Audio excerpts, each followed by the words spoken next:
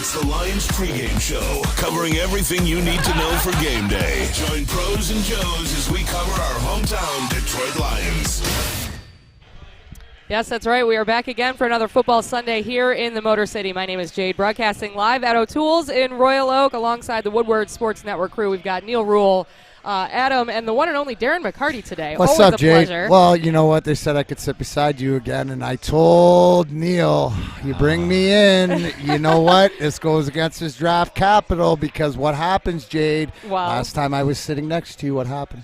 The Lions won. Yes, it was they the did. first win, though, and you didn't do the show where they won against the Cardinals. So it's a 50-50 toss-up Okay. on your luck. What's But I his- am saying that you're lucky. Ask the golden rule. He knows. We spend a lot of time together, so he knows the power of the DMAC. DMAC, I know and I believe in your power. I've seen it firsthand. However, there is a force greater than even you today, and that is the Detroit Lions on the West Coast.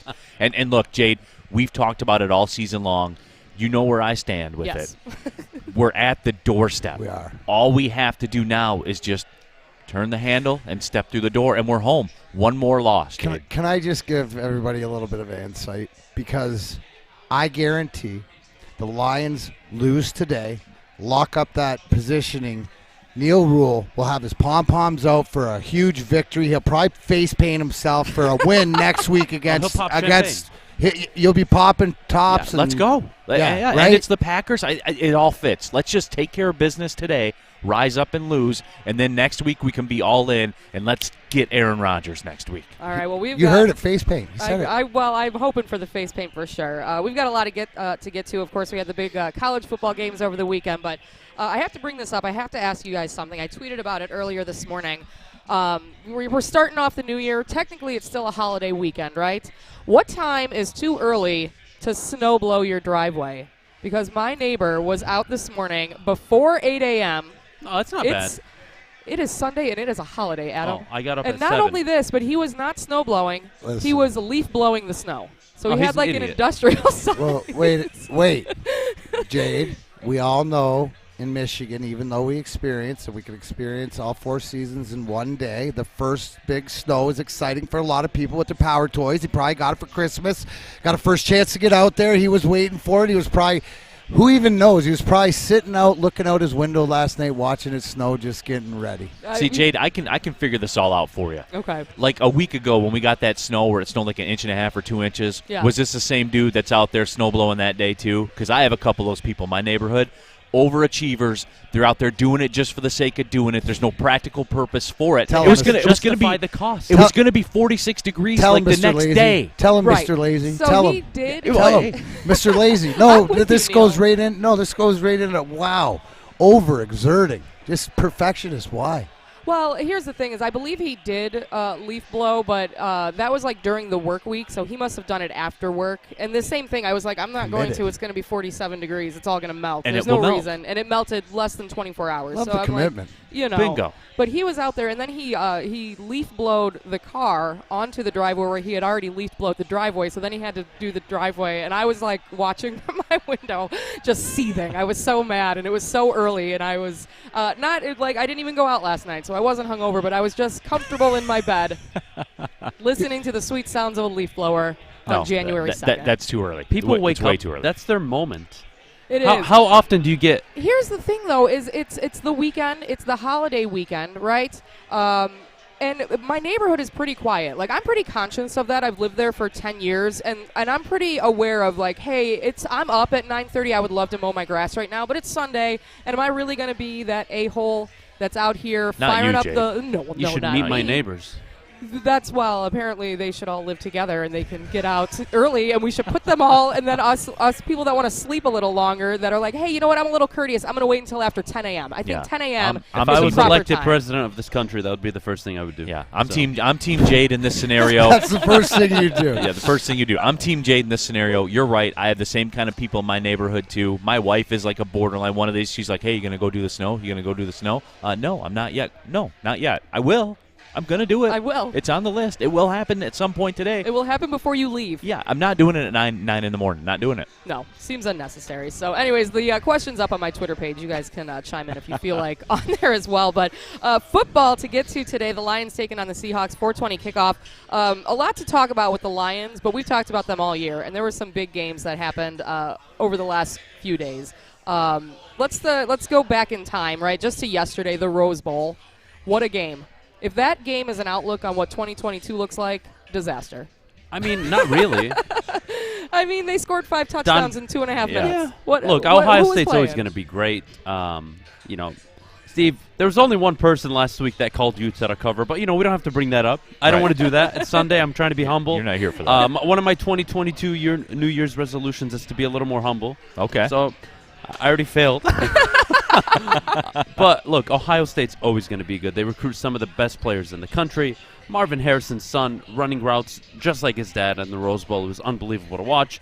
Smith and Jimba. I mean, the fact that that's their core going into next year, Ohio State should be the favorites to win the Big Ten. But if you look at Michigan, J.J. McCarthy, Donovan Edwards, Andrel Anthony, they've got something. Now, is it better than Ohio State? Probably not. But you only got to win one time. I just feel like I was watching a track meet. Yesterday, the Rose Bowl was a track meet. It was just watching guys run back and forth.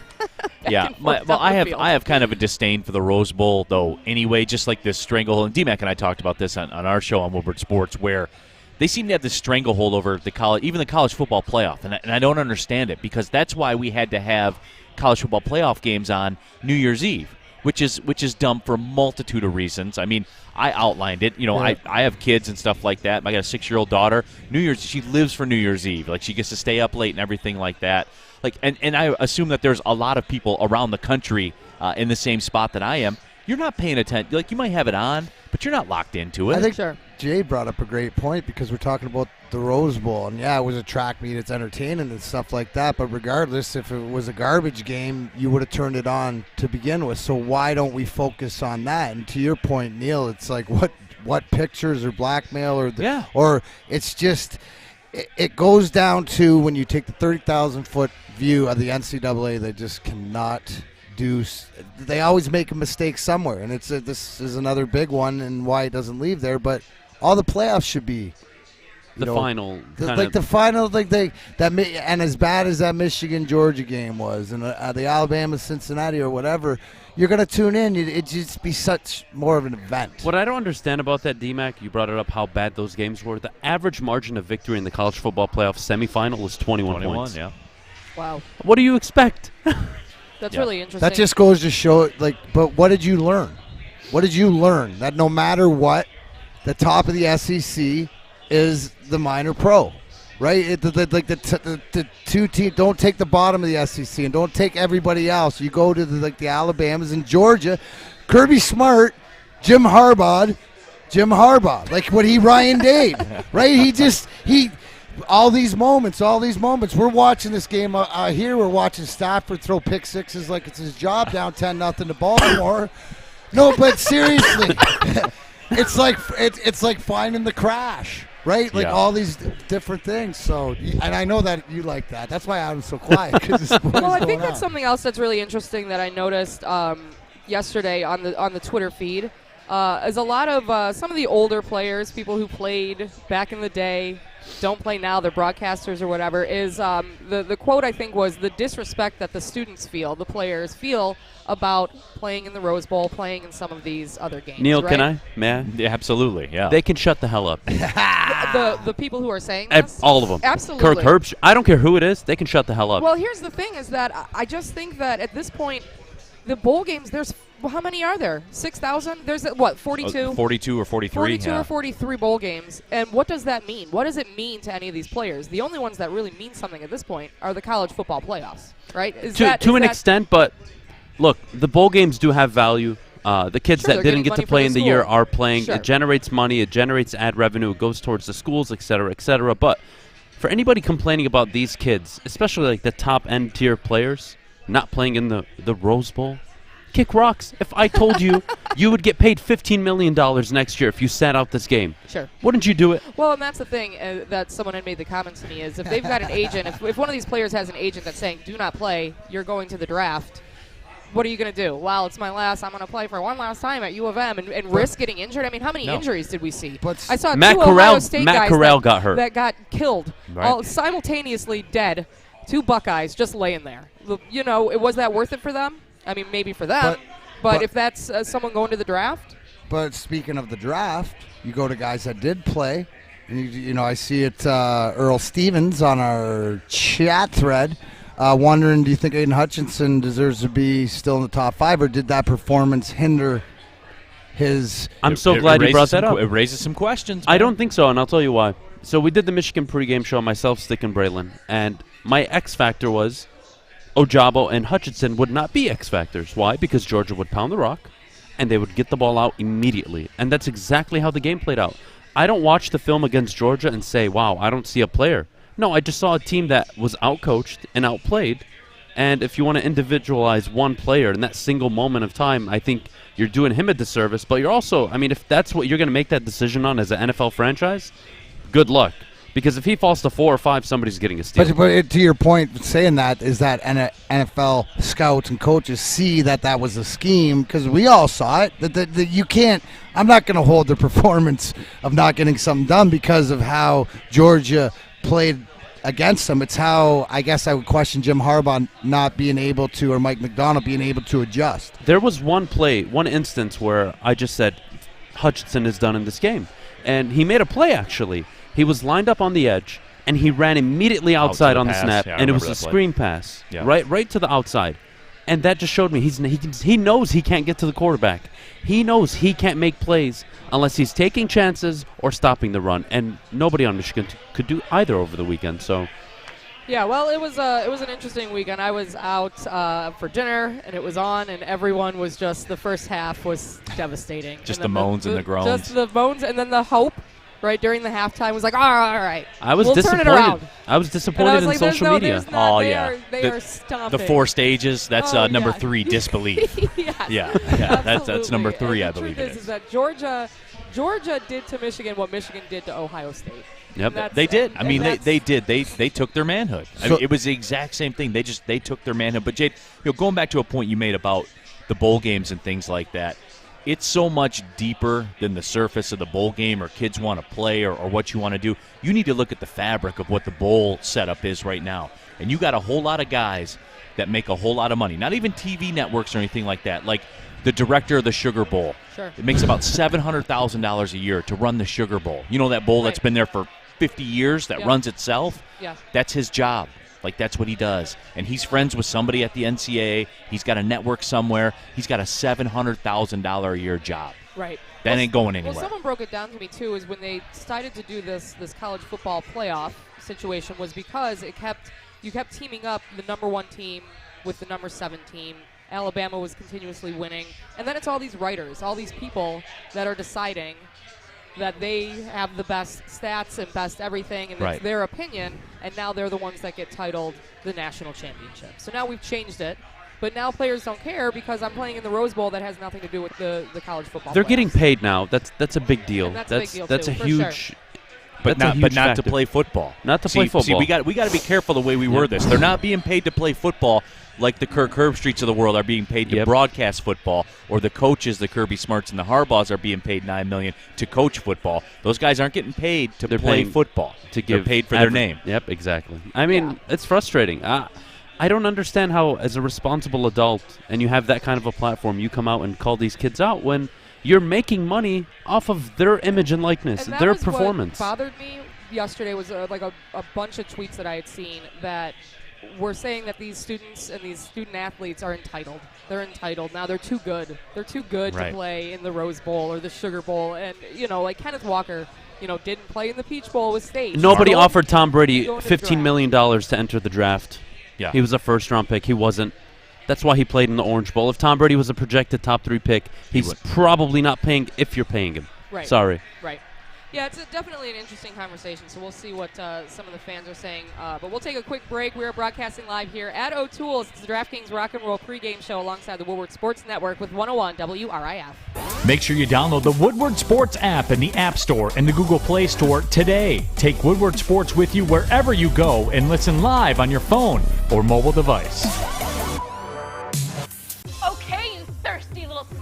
Goblin. I want you to pedal into the next dimension. Spin it! Spin! Spin! Uh-oh! Carmen's falling behind. Let's give her the hiss of shame. Spin! Spin! Spin till you bleed! Don't ride the bike of shame. Come to Planet Fitness and find your own lane with tons of equipment, free fitness training, and no hissing. Join today for just $10 a month. What's up, guys? Maddie checking in from the Cuervo Zone. I'm here with Corey. Corey, it's the last away game of the season, the last chance for the Lions to get a win on the road. How are you feeling going into today's game? I'm not gonna be honest. Well, I'm going to be honest. I'm sorry. Woo! Let me take that back. I have to be honest.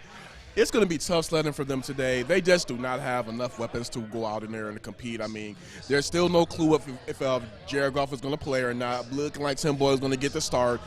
They're down a lot of bodies. I just don't see how they win. On the defensive side, they're missing some key pieces. Amani's gone. And on the offensive side, I mean, Tim Boyle did play better last game, but they're going to have to rely heavily on that run game. And I'm just don't see how they pull it out, to be honest. Is there any pivotal point in this game, anything that they can do that you're looking for, any players that you're looking for to really shine in this game? Well, I know that DeAndre Swift said that he was going to be ready to go this week, but I honestly do not want to see him get that many touches. I mean, honestly, he is a competitor. He wants to go out there and play, but you got Jamal Williams healthy, you got Craig Reynolds healthy. Go ahead and lean on those two. I would like to see Swift get a couple of touches, maybe work him more in the pass game, maybe, some screens and whatnot, but I think that's the only way. They're going to have to rely heavily on the run game. So Craig Reynolds, expect to see him get somewhere between I'm expecting he gets about 15 carries a day, hopefully. All right, sounds good. Well, going into this game, we do only have 2 more games left in this season. Is there really any concerns whether or not we win or lose this game? I don't think there's any concerns whether you win or lose. I mean, I know everybody's talking about the whole tank for the draft position. Just go out there and play the guys, see what happens.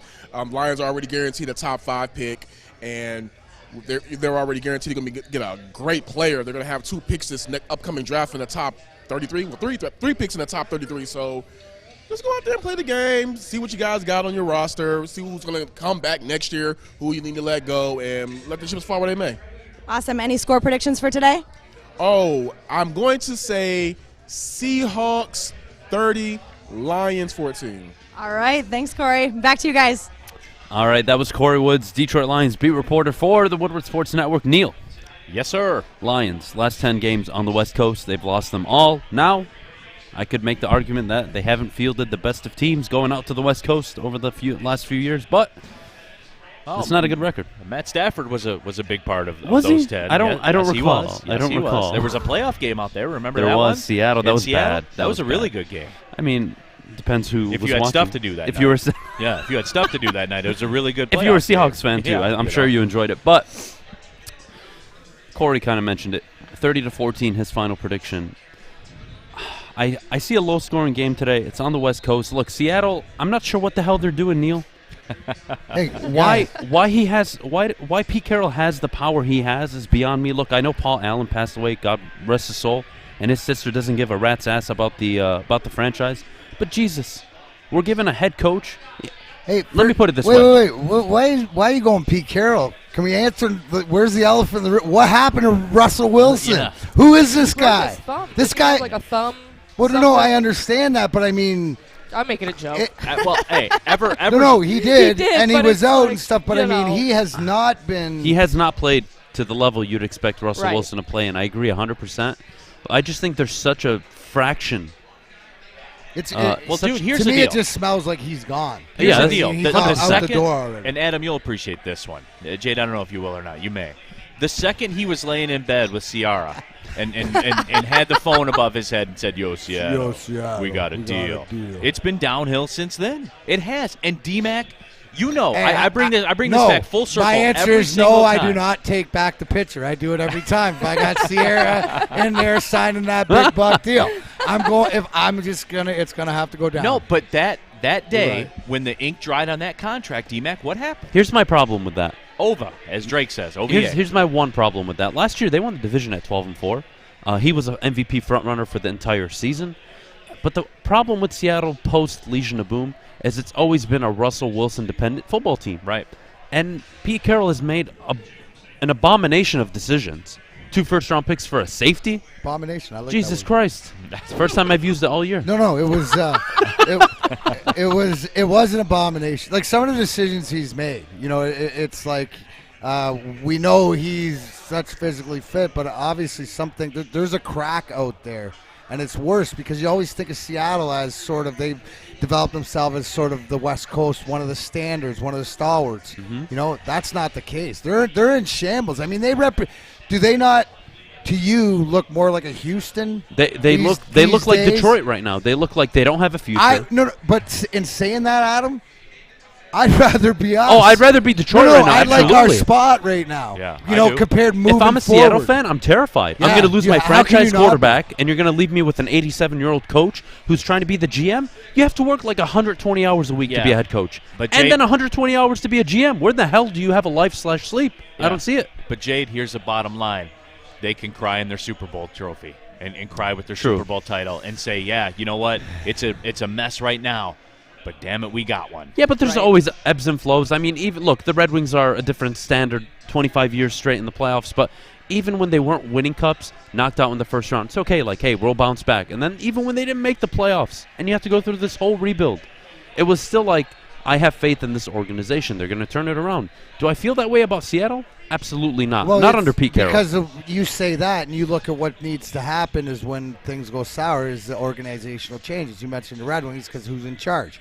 You're saying the same thing is because who's in charge of Seattle, and it's imploding. Yep. And no matter what, how long is that? That can only hang on for so long as they're going to be going down. Absolutely. With my Super Bowl. Yeah, but see, here's the thing, and I'll leave you guys with this. The thing for Seattle with Russell Wilson right now, it looks like it's going to be a bad ending because it's always a bad ending. A $26 million cap hit if they want to deal him next year. I mean, like, it's bad, but that's the way it always works. It's always bad like that when you come down with these big money contracts. That's the way it always ends. All right, let's take a quick pause, and we'll rejoin with the riff here momentarily, live from O'Toole's in Royal Oak.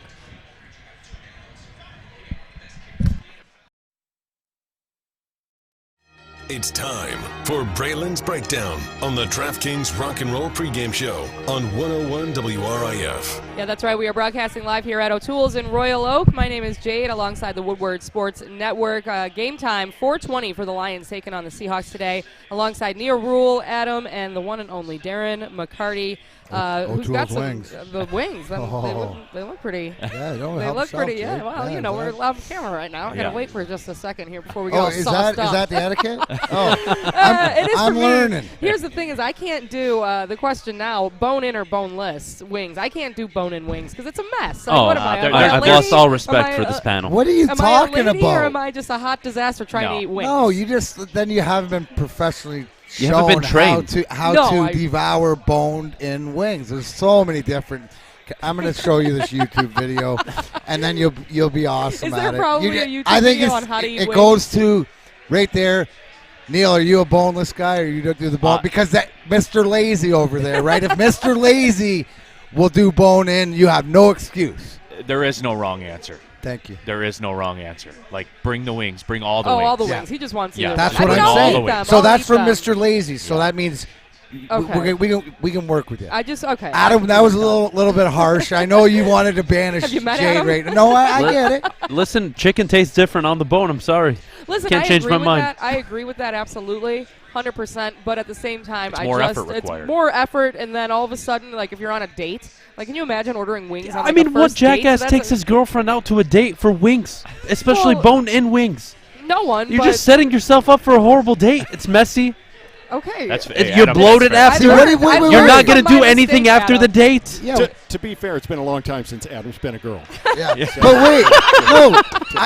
Dude, I'm get right to the nitty gritty. I want to see if she can devour that wing. I want to see her at her absolute worst. I mean, wow, I think she that's can like put a down. Third date situation. That is a third. Oh, that's what it is. Yeah, third that's date. When you come to the line and you're like, all right, which way is this going to go? Which way is this going to go? Can Let's you handle me Let's with put wings? it to the test. Listen, there's a few things that I've made a mistake of eating on a first date, and like one is like a burger, like a massive burger. Like you can't do that, and then you're like, oh my god, how do I You like try to like smash it down, and either way, it's just like So- food everywhere. so- I'm like, I'm just gonna go sit in the dumpster. It's fine. So Jade, in honor of, can I ask this question? And I'm sort of going to take it towards a Dave and Chuck the Freak thing. But if I see people, and you say it's third date, so if I see people on a date eating wings, should I assume that if they're at the wings, then they've also been intimate together before they have the wings, or is the wings before the first intimacy? I mean, I think that's probably a good gauge that they probably have been. Yeah. Okay. Well, that's what I'm saying. If So you're that comfortable, with somebody. That's what I'm saying. The sex needs to be that good to get to that level of comfort. I'm sorry. Somebody has to say it. You like that good a bone? You like that bone-in wings? Okay, Adam, I get it. No, I'm just saying, like, like there's got to be comfort there. Okay. All right, Braylon's breakdown. There's the great wing debate of 2022. We have already handled it. But yeah, so we need to break it down. The Lions, the question is, and we know, how can they win the game today? And we all know that we don't want them really to win it. I will say that Tim Boyle last week, right there at the last second of the game, they could have won it. He got picked off, right, which was beautiful. Like, did he do that on purpose? Because if he did, that was great. Way to go, Tim. No, you did your job. I think he got tricked into it. I mean, again, you guys know, like, do I want them to lose? Yes, and I always got to say my qualifier every single week. Absolutely. You don't fumble the ball on purpose. You don't throw an interception on purpose because you're out there trying to make money and pursue your on purpose. I can't wink, but yeah, wink, exactly. Wink. No, but at some point you just have to trust that they have a bad roster and let that rise to the top. Because, again, yeah, as you said, that game was in peril, but big-time players make big-time plays in big-time games. And it's a big-time game, as today is, and you have to make that big-time play and throw that interception. But to your point, what you saw there wasn't anything like he tried to throw it away. That was something of inexperience. He got sucked into the coverage. He got schemed, and the guy made a play. A lot of times you see that hitting the defense guy's hands and him dropping it. Let's be honest, though, he played a great game. No, but that was a good game. That was a great for him. As nobody brought up, Adam, can I bring this up though? Because we're talking about accidentally on purposes or whatever else. What about the end of that Jacksonville game where you want to totally take it out of your quarterback hands, so you do a false start penalty or whatever, so you don't even have a chance to win? I thought that was the greatest like gag. That was blatant. That was no, because you didn't even snap the ball. You took it right out of everybody's hands because you illegal. It's like ridiculous. That's like, to me, that was a travesty of travesties. But people have to remember too, Tim Boyle's thrown 61 passes ever. Like 61 passes more than I've thrown in the NFL. I mean, that's not a lot. Compared to most quarterbacks. And that's my point. Like, I always see this all the time where Lions fans get worked up about who the backup quarterback is. And let's be real. In this league, if your backup quarterback's in there, you're cooked anyway. So what difference does it make at that point? 61 passes, he threw one into a coverage. He didn't expect it to be there. Like, that's going to happen. But that goes into my point where just continue your trends. Seattle concerns me, D-Mac, a little bit, A, because you're here today, and B, because their defense gives up chunks of yardage. Although the defense is a concern for Seattle, I look at the secondary of Detroit. Awari has already been done for the season. He missed last week, so he's out. Who is really going to lock on to Tyler Lockett? Who's going to lock on to DK Metcalf? I don't see it. They lost to the Bears last week. Well, that's the thing, and I made that comment last week when Braylon was here, and I said, another one of the big games to keep an eye on, and he laughed. He's like, no one thinks that. It was the Seahawks and the Bears, and the only reason that I said that was because obviously the Bears have beat us now twice. They're not a good team, but they're playing the Seahawks, who we play this week, and how is that going to shake out? And they ended up winning against the Seahawks. I don't want to. Somebody on the panel called the Bears to win last week. You did say that. Hey, how's that being humble thing working out for the New Year's? It's going to great. the gutter. It's going great so far. Can't even last 20 minutes. How many days in are we? 2? It's going great, Adam. I'm sure yesterday was awesome. 2 days into 2022. Adam is very humble about the wins he had last week, but I think that's them losing to the Bears, though, does cause concern for the Lions playing them, because the Lions are a little fired up. They have won 2 games. I don't know. The Bears, they have built the Bears culture had a good of this quarterback. Fight till the end, and if they do fight till the end, there's like a chance that they're going to knock out at the last second. Nick Foles is like the bottom third of the league in terms of a starting quarterback. He's also won a Super Bowl. He's also won a Super Bowl. But look, they had a quarterback going into Seattle when they played them. The weather was god-awful. So, I mean, there are a lot of factors in the Bears winning, but regardless of the point, I don't think the Lions have enough offensive firepower, even with Swift returning, or the secondary help to limit Russell Wilson and Tyler Lockett from beating them over the top. And D-Mac, I'll hit you with the math real quick before you get to your point. Seahawks are 2-5 at home this year. Russell Wilson's never been that bad at home. It stands to reason, just the old analytics thing. They're not going to lose consecutive home games to the NFC North. Can't happen. But here's a couple things. They're not Legion. Their defense ain't the Legion of Boom. Long they're the gone. Legion of Boo right now. But the whole thing is, which team cares more in Week 17 right now? Right? To me, this Seattle team probably just mailed it in, because of what's going on around. They just want to get it done. Well, you got a guy like Tim Boyle who's going to go out there and prove himself. Is Tom Kennedy playing today? Are these guys that are going to step up? You're not going to tell these guys not to go out and play hard and try to because they're looking for a job. You have that going against you, against your draft equity and stuff like that too, because. What have we seen all year from this Dan Campbell coach Lions team? Is resilience, and they will give you everything they got, even though they might not be up to the talent level. So that's the one thing. I expect to see Seattle, if anything goes bad, is that to see them sort of in that quit mode. Right? So I know, and that scares me a lot. Well, that's the whole thing. That's why it's a scary game, because that I'm right when it comes to and the truth is, we've got two teams today that are out of the playoffs. Right? Yeah. So this is kind of but like they're a out differently. pointless Detroit's got to prove is still proving themselves and proving to each other and proving in the locker room. But Seattle's they're off on their own. As they don't we have care. said though, we know that we don't have the talent. We're not a good team. We're lacking in that department when it comes to the entire league. So we can still play good and lose the game. No, and I'm with Neal. Earlier in the season, before they won their first game, I was all for getting a win. I don't care about the draft. But now that we are in Week 16 or 17, we've got 2 games left. If I may, right? I want to give Neal a heart attack. Please do. So the Buccaneers are down 17-10 to the New York Jets at halftime, meaning if the Bucs lose and the Packers win today, they lock up the 1 seed. I know. Neal, you're going to die Week 18. That's why today is so big. This is the biggest game of the season for the Detroit Lions because we can take out all the guesswork. We can set everything up and lock it in and be guaranteed no worse than number 2. Guys, hey, you win this game today, and you could very well end up at pick number 5. Right. Easily. So what you're saying is the Buccaneers are playing who? The New York Jets, yep. Okay, so if the Buccaneers lose, Green Bay wins, Green Bay locks up the number 1. It's all clinched. And so then we could, in theory, if they lock up the number 1, we lose today. If we win next week, it shouldn't really make a difference. Right. Well, yeah. If you lose today, it's locked. It's over. Right. It's locked and loaded. Right. We can cheer. I'll be leading the cheers for the Lions to win. Yeah, absolutely. Roll out. Yeah. Next Sunday it'll be cheers and beers with Neal Ruhl. 1,000,000%. Cheers and beers. Yeah, we should make a graphic. I don't think people should get so hung up over Neal. I'm sure you're going to appreciate this over where they pick, especially if it's top 3. I think Jacksonville is going to take the tackle. You got to protect Trevor Lawrence, which leaves you with an option of one of the 2 pass rushers, whether you're picking 2nd or 3rd. Now, if they fall to 5, that's going to hurt a little bit. Right. You're still going to end up with a good player if you make the right decision, but if you really sold on getting an edge player this early, you got to be picking in the top 3. All year long, Neal Ruhl's draft capital, what your second contracts, getting in this, getting in that, or whatever, and it all comes down. I got this graphic that we use every day. It's of 34, so 2 seasons, 34 games. We're coming up on game number 16 right here, which almost puts us halfway there. But this, out of game 16, could be the most important game of this franchise moving forward. What happens today? And it's not a bad thing to say that to help us move forward quicker, go and lose.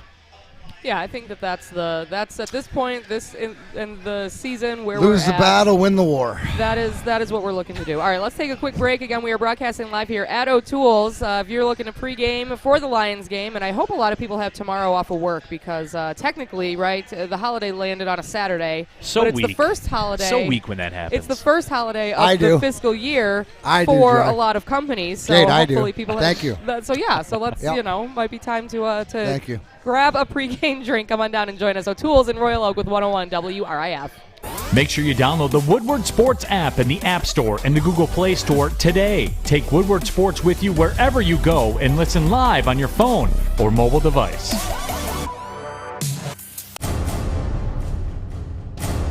Do you have family coming over for the holidays and need new flooring? Now at the Carpet Guys, get holiday savings of up to 65% off new flooring, plus 48-month interest-free financing. Be wise and call the Carpet Guys today.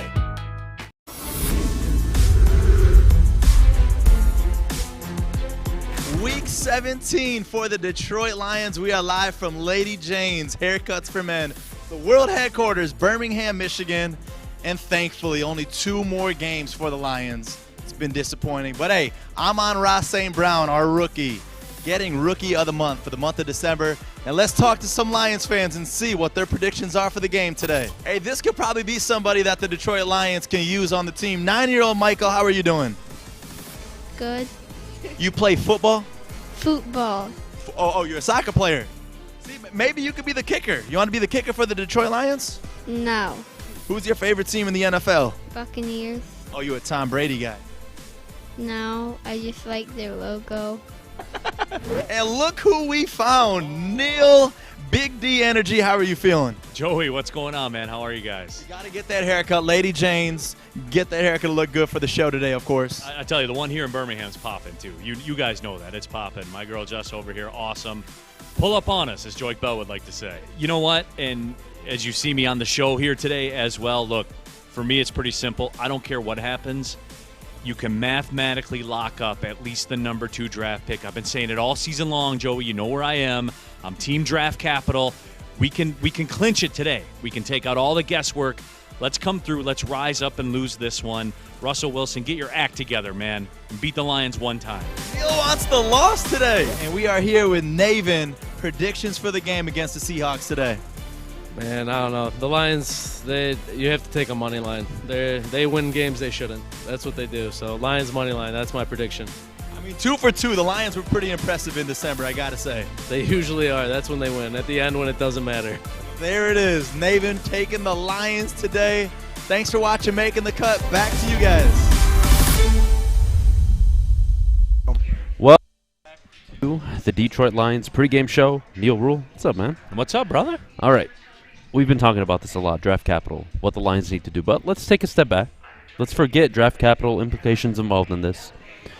Give me the 3 X factors. And I'm not saying in deciding to win, but what do the Detroit Lions need to do today to match Seattle, especially given how undermanned they are?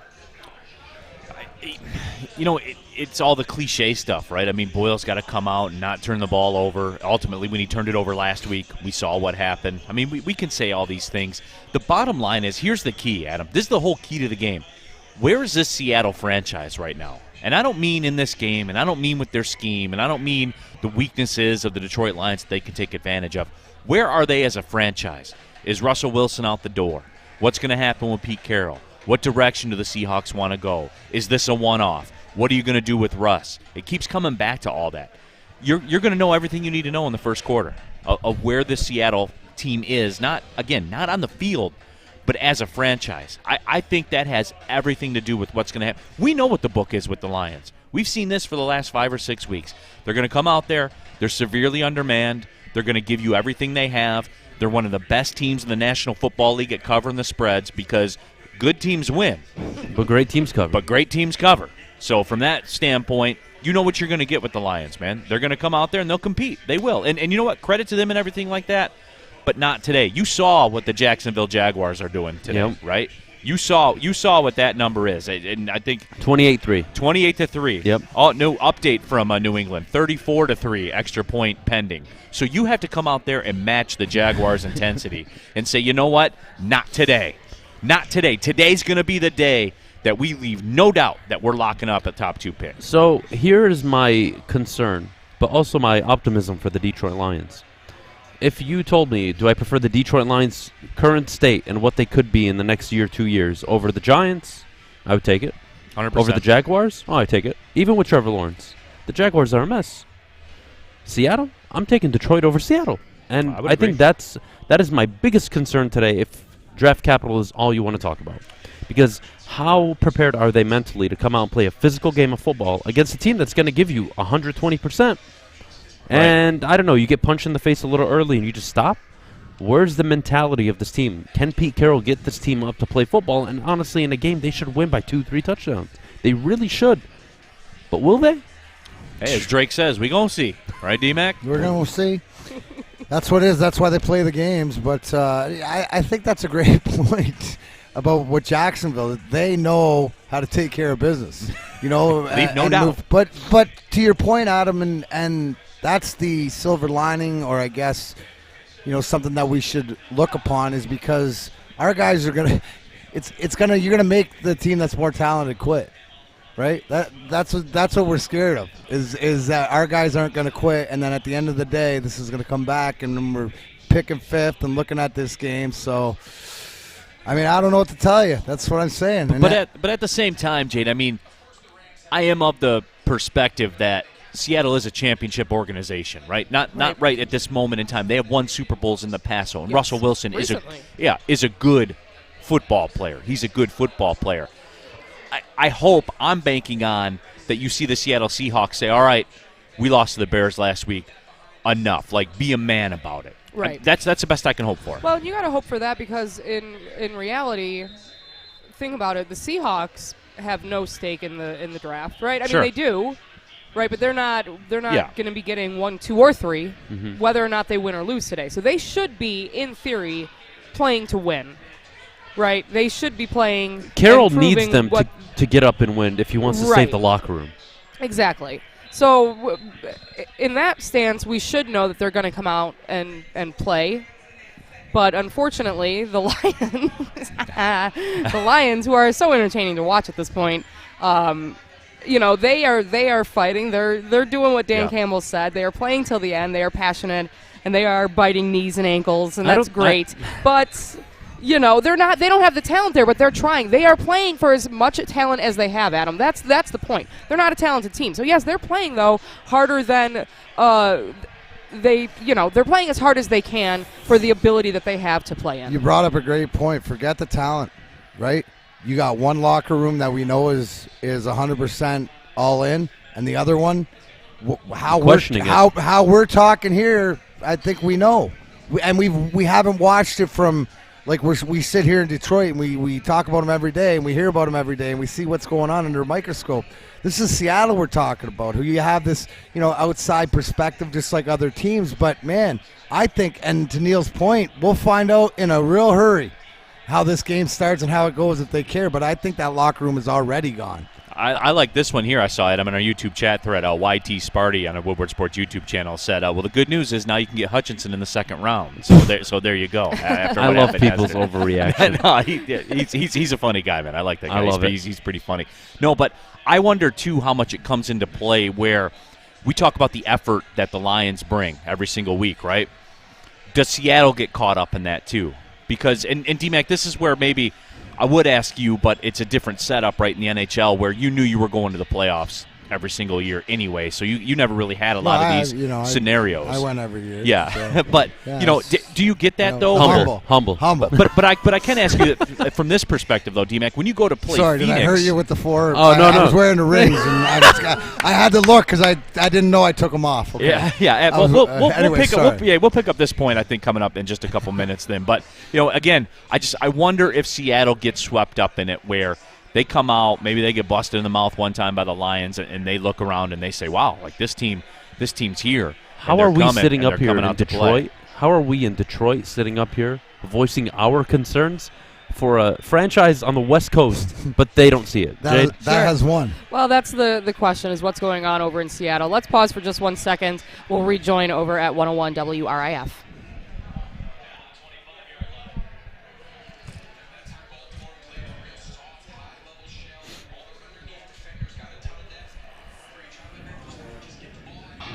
Back with more of the DraftKings Rock and Roll pregame show on 101 WRIF. Yeah, that's right. We're broadcasting live here at O'Toole's in Royal Oak. It's the DraftKings Rock and Roll pregame show here on 101 WRIF. Joined by the Woodward Sports Network. We have been doing this all season long. Gentlemen, there are only 2 games left, and everything is on the line for the Lions. And so the big conversation that we were just having, of course, you guys can stream the full show on the YouTube page for Woodward Sports. But what is going on in Seattle? Right, they're sitting 5-10, I believe, is their record right now.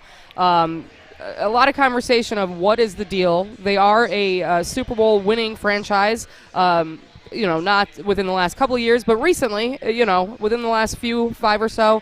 And so what are they doing is the question, and how are they going to play today that could just ruin our aspirations for a top draft pick? They don't even know what they're doing. Well, and that is the problem, Adam. That is a big problem. That is a problem for us because, like I had said, and I think that Adam kind of disagrees, is that while we don't have the talent, I think that we do have a head on our shoulders and that we are knowing what we're trying to do, right? We're trying to get these guys to see what they need to do to be successful, right? You can just keep trying and keep doing things, and that's what Dan Campbell, I feel, has done. He took over making the plays or calling the plays. He didn't do great at first, but he's kind of fallen into it. He's getting a little bit better. Arizona was the game where I just stepped back and I said, okay, that's your Exactly. identity. I got it. Right, and so because we have that going on, now we've got a team that's like, you know what, are we talented to win? No. But we are strong, and we have the ability to run the plays the way they need to be ran. And if we're going to play a team that has their heads up their rear ends, there's a good chance we're going to win. And it's unfortunate that we have to sit into a pregame show where we're like, we really don't want you to. If you guys could just sit back and not win, that'd be great. But that's where we're at. You're looking into the future, You're right? committed Everybody to the wants what's process. best for the Committed team. to the process. Yeah, I mean, look, everyone knows the season's over. Mm-hmm. They're not playing for anything significant. You're going out there trying to earn, maybe your next roster spot next year for the players. I get it. Coaching, can they do anything in these 2 games that's going to make you feel even more confident than what you are now? Probably not.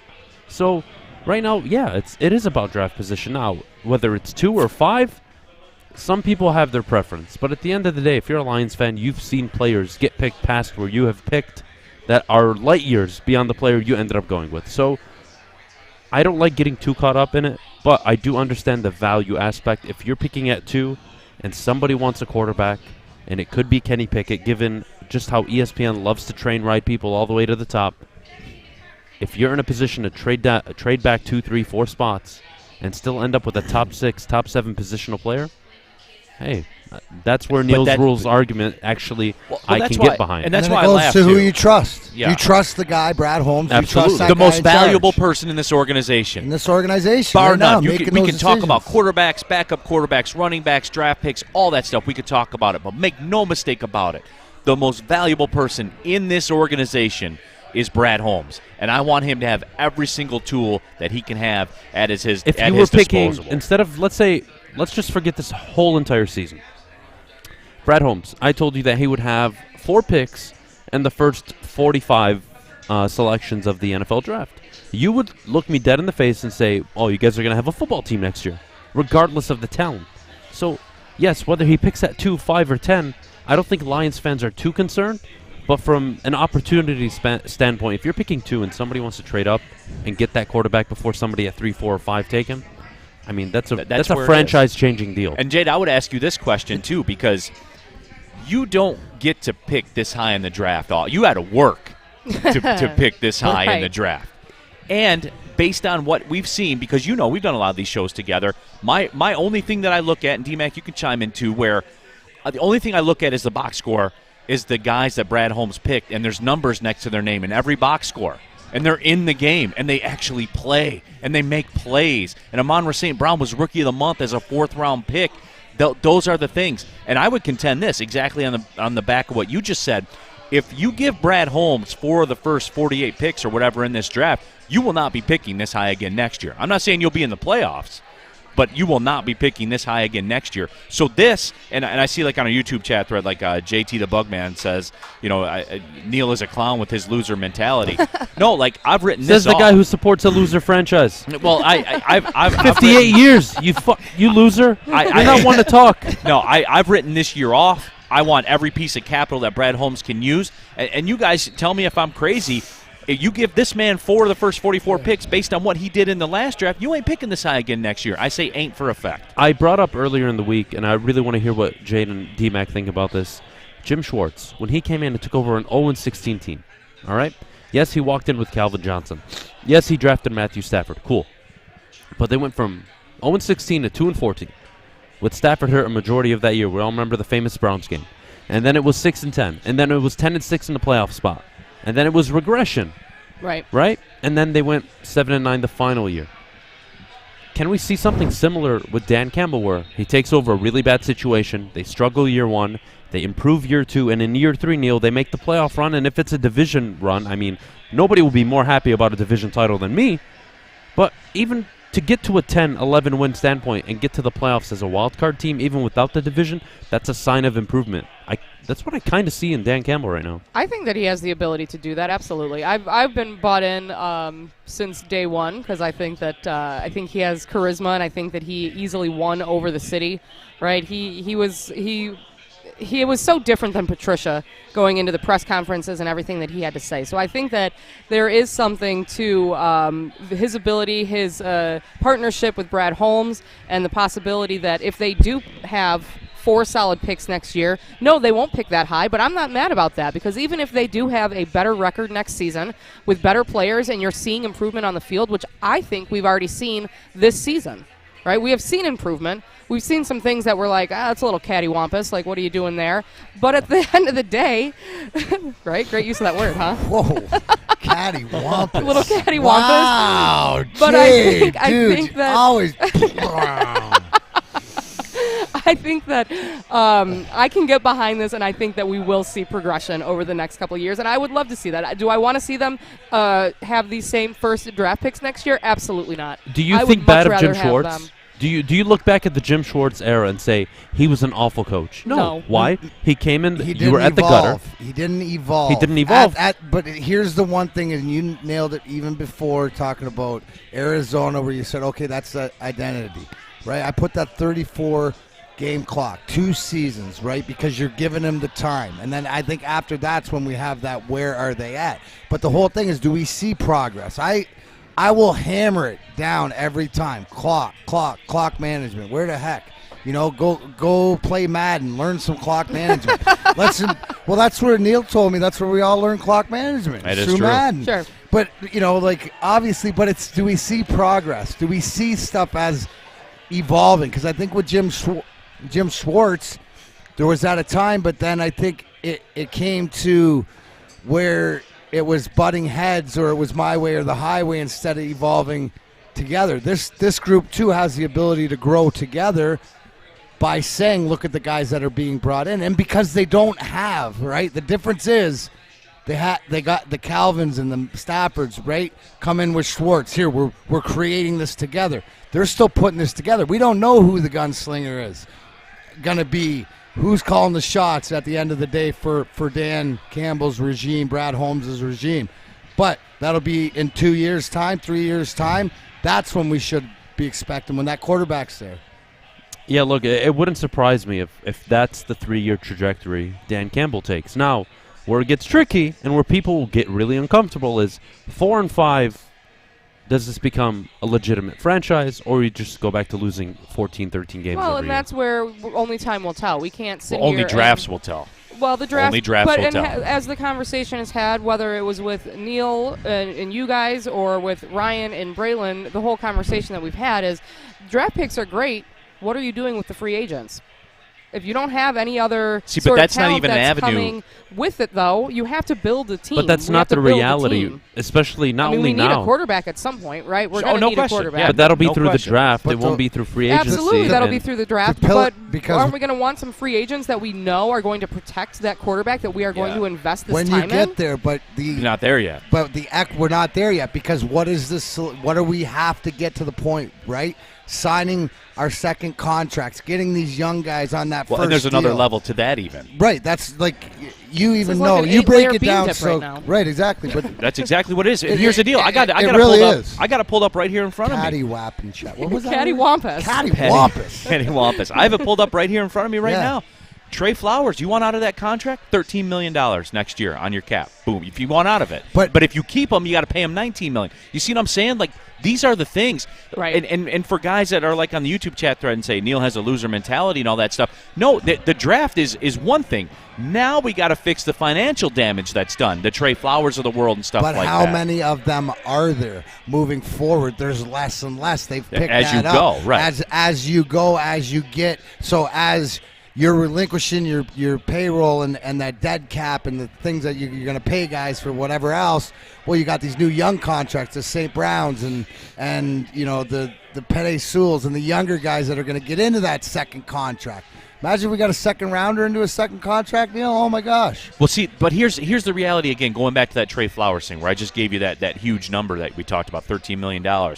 Jeff Okudah, you want to get rid of him? That's another $10 million next year. Whatever happened? I mean, I know what happened to him, but like, what? He like? What happened is Dumb and Dumber took him number 3 overall. But is that? But could that be like a unicorn though? Could that be something that I hope so. That because it's sort of forgotten, and I don't look at it. I look at it like Verona with the Wings, sure, who's been hurt, and getting him back sometime in this new year is like adding a whole brand new player, like trading for a new guy.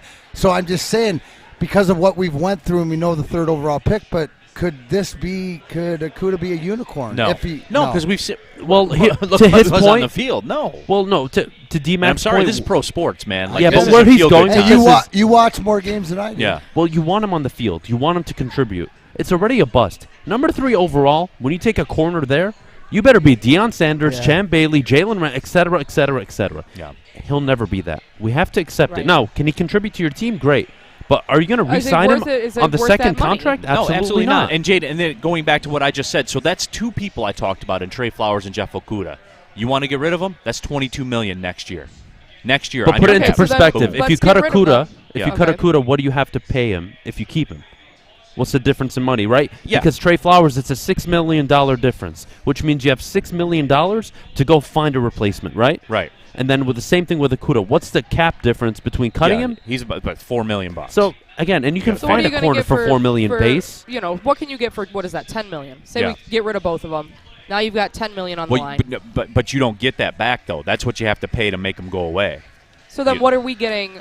Nothing. Oh, so we get nothing. I only charge half. Right. I'll go away for half. You see what I'm saying though? Like I'm just trying to paint like a quick, Right. you know, a quick picture of what Math the is hard. financial situation. Sure. And that's but that's where like the people that say, okay, well we do the draft here, and then next year we jump in free agency. No.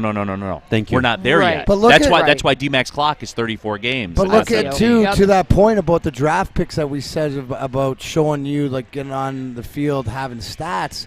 Look at some of the free agent signings.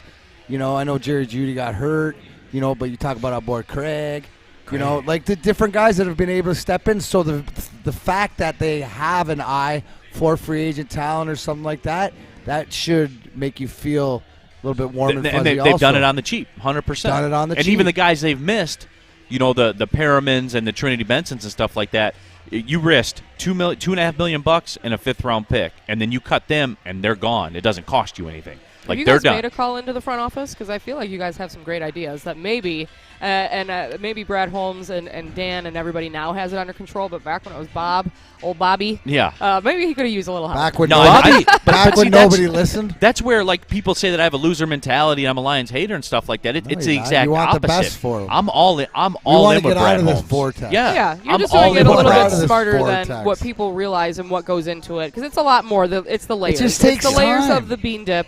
And at this point, I mean, it's even maybe more. I love bean dip. It's like, right, bean dip is so great, but 8 layers But is the awesome. beans, But the the truth beans is by there's like themselves 12. are bad. But the whole thing Right. together is good. Well, Right. bad for you. Well, I mean, some people Fair. like the I'll tell you beans. what's bad for Neal. Giants are getting their butts kicked by the Bears. They'll fall to 4-12 today. Right. Jacksonville taking perfectly. They'll be 2-14. The Buccaneers are losing 24-10 against the New York Jets. The Jets are screwing up by doing that. They're not a great team. Which means the Packers can lock up the 1 seed today. And if the Lions somehow win today, and they go into Lambeau, Oh my gosh, Neal's going to have a heart attack. Excuse me, it's Terrified. at Ford Field, actually. It's not even at Ford Lambeau. Field. Yeah, that is correct. Neal may die. Stick is clapping over there. All right, let's take a quick break. We are broadcasting live here. It's the DraftKings Rock and Roll pregame show here with the RIF and the Woodward Sports Network. We want to see you guys out here. There's only 2 games left here in the Motor City, so come on down and join us again. O'Toole's in Royal Oak with 101 WRIF. Make sure you download the Woodward Sports app in the App Store and the Google Play Store today. Take Woodward Sports with you wherever you go and listen live on your phone or mobile device. What do you think of the draft, Nick Leach? Well, it's we've already maybe touched on it a little bit, but it's, you know, do you win or do you tank? Like, where do you kind of lie, or where do you want to sit and be in? For me, it's all about, you know, I'm big on, you know, trying to get the core here and making sure they win and build that momentum going into next year. And for me, like I said, Brad Holmes, he's drafted well already. Like we've seen it happen with the 7th pick last year with Penei Sewell, and all the other draft picks to go along with it. For me, necessarily, you don't have a Joe Burrow or Trevor Lawrence, and I get Trevor Lawrence hasn't panned out, but that was a coveted draft pick to have for the Jaguars. There's not that type of person in this draft, at least quarterback-wise. So for me, I don't really care that where you fall. It looks like they're going to fall kind of in that 2 spot now that you have a game and a half on Houston, since they just won again the other day. So for me, I actually like the 2 spot. I like being let the guy in front of you make the decision. Let the Jaguars go with Hutchinson or let them go with Thibodeau. I'm not really too worried. I like the fact that you kind of get stuck with one of those two, not necessarily you have to pick who's going to be the best one, because we know how things work around here in Detroit. People like to look at, oh, well, you could have had this person, you could have had this person. Like, that's the narrative that fans in Detroit like to have, especially with the Lions. So for me, it's just keep doing what you're doing. Keep winning. Keep playing hard-nosed football. Build that confidence there, and then get your piece. Like, top 10 talent in that, like in the NFL draft, like, they're going to contribute. There's no doubt about that. Yeah, I was on that bandwagon. I'm not gonna lie. Like last year, when I was podcasting out of the basement, I was big on, like, let's get the first, let's get the highest pick we can get. Let's get the highest pick we can get. I don't feel that way anymore, man. Like, Brad Holmes has truly proven to me that I can trust him, and no matter where we fall. I'm a big proponent of Kyle Hamilton. You guys see me on Twitter if you already follow me on Speakeasy Sports _. But I'm a big proponent of Kyle Hamilton. Like, that's the guy that I want for sure. But like, if not, I'm cool with like whoever we take. I don't care where we fall. I'm confident that this guy's going to make the right pick. You look at the rookies that we have this year. Again, I touched on them a little bit earlier, but Penei Sewell with the first overall pick, our first overall pick. Levi Onwuzurike. Lee McNeil, if we haven't seen much of because he's kind of been banged up, but we've seen him in moments where he's guarding, some of the league's best, and Devontae Adams and Aaron Rodgers in the Green Bay Packers game before going down. And going into that halftime, we had the lead, and that means our defense was playing very well. And part of that was Iffy starting at cornerback that day. Yes, ultimately Devontae got him on a play, but that's Devontae freaking Adams and Aaron freaking Rodgers. Like, that's going to happen. Derek Barnes, a 6th round pick, I believe, if I'm not mistaken. Like, he had a sack yesterday, and he had the green dot last week, if I'm not mistaken, too. Like, just the value that this guy Brad Holmes is bringing, and even for, like, the pick does not matter because we're getting these guys in the UDFAs too. You know what I'm saying? Jerry Jacobs, fire. Like, yeah. Like the what? He wasn't even he wasn't drafted at all, and he his first year, his rookie year, not like years past, like his first year as an undrafted free agent was balling with the Detroit Lions, of all teams. Like, we're not sprinkled with talent where he could just look good and better than he is because they have a spectacular defensive line. No, he was doing the damn thing, and that's an undrafted free agent. Like, the pick doesn't matter. I'm guilty-free of rooting for the wins at this point because I believe in Brad Holmes, the GM of this team. Well, and that's something that, like, honestly, we haven't seen in quite some time of draft picks that you can sit there and go back on. It's like, man, I'm happy we drafted the guy. Glad he's still here. Like, try to think in your head, like, of a previous draft pick, like from the last 10 years, that you're like, wow, he's really made the difference. Besides maybe DeAndre Swift and T.J. Hockenson. Yeah, and I'm even thinking too, like Jason Kabinda yesterday, who got hurt. I'm sorry if I don't know, but like, is he an undrafted free agent as well? Like, where did he come from? I don't remember drafting him. That's news to me. You've been on this big Jason Kabinda kick the last hour and a half, so I thought you knew everything about him at this point. Blood type B, yeah, 6'3", 264 pounds. He does not like oatmeal though. No, I'm just kidding. But no, seriously though, he's another example though. Whether he was undrafted free agent or just signed as a regular free agent, another piece of talent that Brad Holmes was able to find in a cap restricted free agency too. We couldn't spend any money. In fact, we had to take Jared Goff and pay him more money next year so we could sign our rookies this year. He did make the trade, though, I will say, for Trinity Benson, which obviously didn't work out.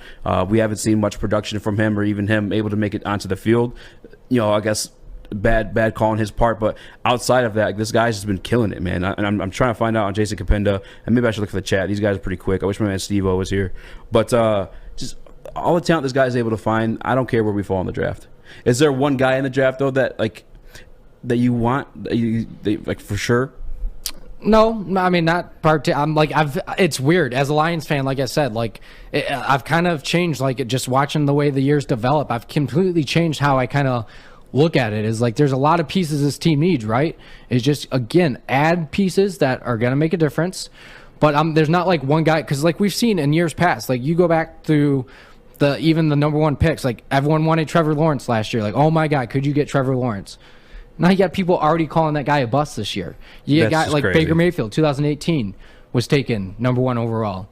I wouldn't really want Baker Mayfield as my QB. And Browns fans might be upset about that. I get that you're a QB, but like he just served up 4 interceptions. That's something he's kind of dealt with so far in the early stages of his career, turning the ball over. Jadeveon Clowney was a number 1 overall pick. He's bounced around from team to team.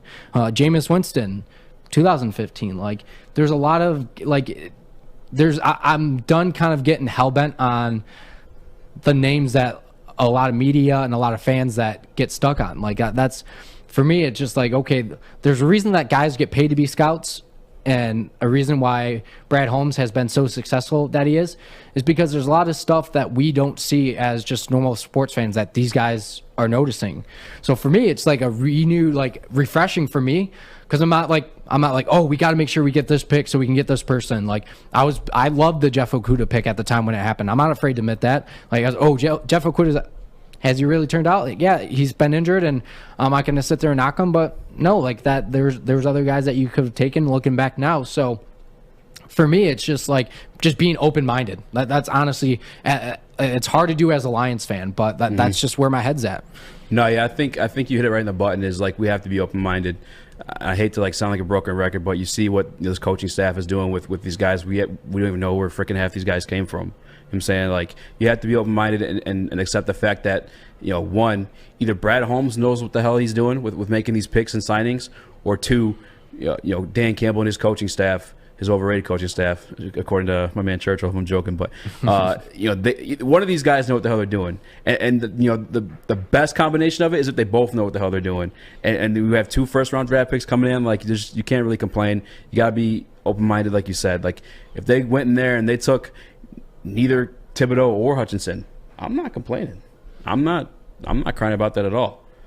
No, it's, again, I think you have to take one of those 2 guys. I will say that those guys are difference makers on the defensive side of the ball. I mean, a lot of these teams that are in these playoff races have that kind of key piece.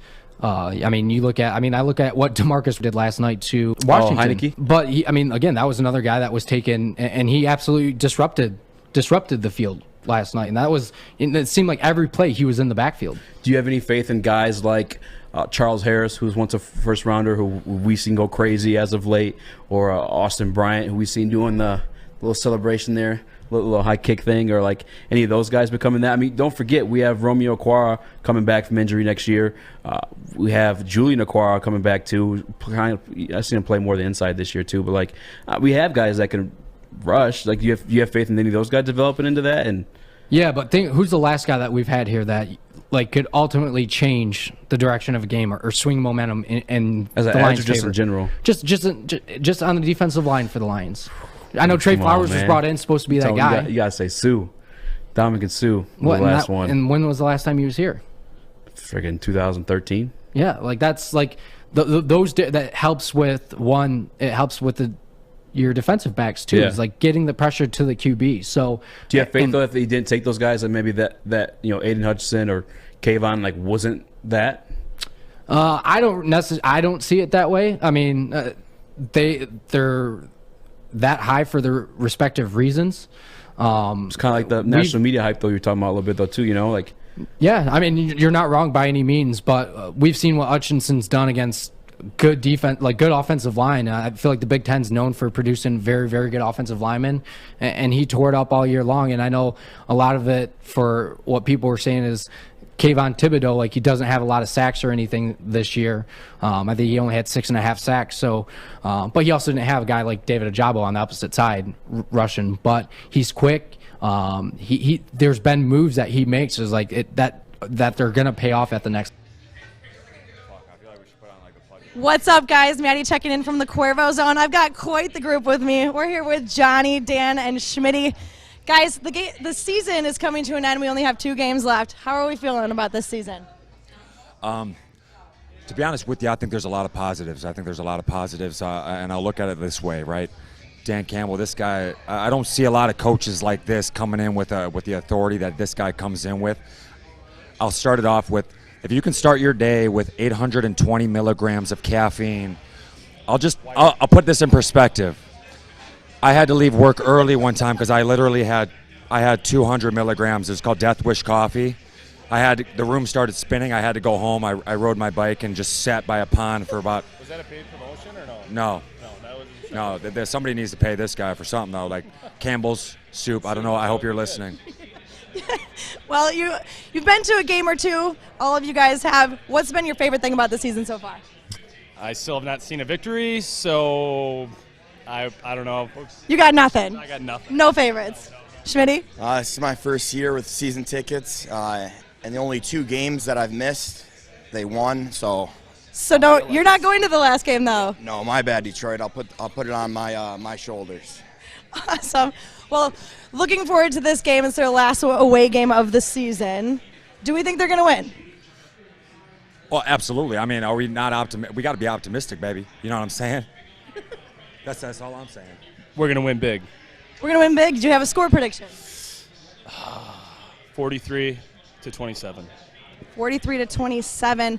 Schmitty, what's your favorite thing about the Lions? Can you tell me what you know about the Lions? Hey, I don't care. We could be talking about leopards, cheetahs, tigers. But one thing you should know when you're dealing with a lion, don't ever try to pet it. Thanks, guys, for joining me. Back to you. 101 WRIF. That's right. We're broadcasting live here at O'Toole's in Royal Oak for the DraftKings Rock and Roll pregame show on the Riff alongside my friends from the Woodward Sports Network. We have got Darren McCarty chuckling about something over here. He's giggling. Antonio Brown just took off his entire uniform and ran off the field. Mid-game. It's over for AB, Antonio baby. Brown. I would assume Amazing just wow. He lost his. Oops, sorry. What the hell is wrong with people? Oh, wow. That's CTE. Somebody's got to take out Antonio Brown before he takes out somebody. Well, that is interesting. That's all over Twitter. Hey, That's you going to know go what? viral tomorrow. So Rappaport and the check marks right there. So there you go. Took his uniform off along with his equipment, threw it in the stands, and left the field. What a dope. What a dope. Getting a chuckle out of that, Neal and Adam, guys. Thanks for joining us once again as we are getting ready for another Lions football game. I think it's important that we go. What just happened there? The guys are getting. Does this happen at the end of every season? And I don't know if it's because I've paid so much more attention this year. With the Lions, it's easy to fall off. About 3/4 of the way through the season, right? But I've watched a lot of football, and I feel like as we are getting to the end of the season, they're going a little cuckoo in their heads. Like, what are we doing, Antonio Brown? What is that? He's just dragging him by his leg in the Ravens-Rams game. Yeah, look, I mean, this is the NFL. It's a physical game. You're getting beat up and hit every single. Look at this crackhead. It's the third quarter of a football game. Look at him. What the hell are you doing? Hey, wait, somebody. That's in. Hey, hold on. That's in New York too, right? Yeah. So. I love Antonio Brown, dude. That's. I do. I hold love on, that. I gotta man. check the weather in New York. Why? It's 58 degrees. So I am ashamed to share a planet with this guy. Not me, man. Look, if I'm president, that's the first guy I take out. You know why it's funny? Because it's not with our organization. I'm gonna Have keep you guys doing noticed it. that if Adam becomes president, he has got a large list of Oh, names? I've got a hit list. Make sure your open affairs about are it. in order. I'm You gotta open make about sure it. Your affairs are in order. All right, let's look around the league. Last time I checked, the Bears just smoking the Giants, the Patriots smoking the Jags, which is something they need to do, the Jags anyway. Ravens still winning against the Rams right now. And, the Jets beating the Buccaneers, which I think is kind of the big story that's happening right now. The other thing that's a big story, and I'm sure you guys have seen it, the Browns-Steelers, that's a Monday night game, and it's been going around that this is Roethlisberger's last game. Thank God. 4 years coming. He I is was done. going to say three And so, years late. I mean, it definitely feels like Big Ben is past his prime. He looks like he's playing in a wheelchair. He's literally scrolling back what was in the the conversation pocket. we had about Baker last week? Baker Mayfield, Baker the Baker. He's a bum too. They you can know, all they're leave. they're both they're both a little beat up. Yeah. To say the no least. doubt. I mean, you can't. The dude cashed in a Super Bowl. Good run. Do you think? Anyone who's Do you successful and think has a that Super Bowl once win. they purge themselves of Ben Roethlisberger, then the Pittsburgh Steelers can resume being the old They Pittsburgh have to. Steelers? They have to. They've I mean, delayed it but, for but too what long. I'm saying is this the reason? Like when Ben Yes. leaves, will Tomlin be able to get the ship back? Because they'll draft somebody. They'll draft a quarterback at the end of the first round or wherever they end up taking them. And they'll be a hit because they always are, because it's the Steelers. And they always win, But- and they always go to the playoffs. Hey, and who did they choose not to pay? Let's recap. You talk about organizationally and contracts and all that kind of stuff, Antonio and I know Brown. we're laughing about it. Le'Veon They Bell. didn't pay Le'Veon Bell. How'd that work out? Yep. Perfectly. They didn't pay Antonio Brown. The man just took his uniform off and left the stadium during the game. Like that's – and everybody hates it, right? Like Steeler fans hate it when they make those kinds of decisions. And everyone pay Le'Veon his money and all that kind of stuff. They're right all the time. Steelers will be fine, man. They pay fine. T.J. Watt. He leads the NFL in sacks. I'm just saying. They know what they're doing. They stepped out and did signing T.J. Watt to that big money was the first time they did that. So to your point, Neal, it's not that they just say no.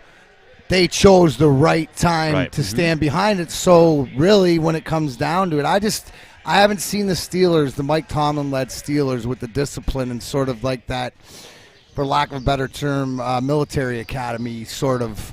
Well, even the respect through the players. I don't see it with the team, and that's always the toughest thing because you always look at Mike Tomlin demanding respect from his players and stuff, and it just has gone south. So I hope that the only once Ben's out of there that they can get it back. Yeah, look, I guess that's a short answer to your question, Jade. The man's 39.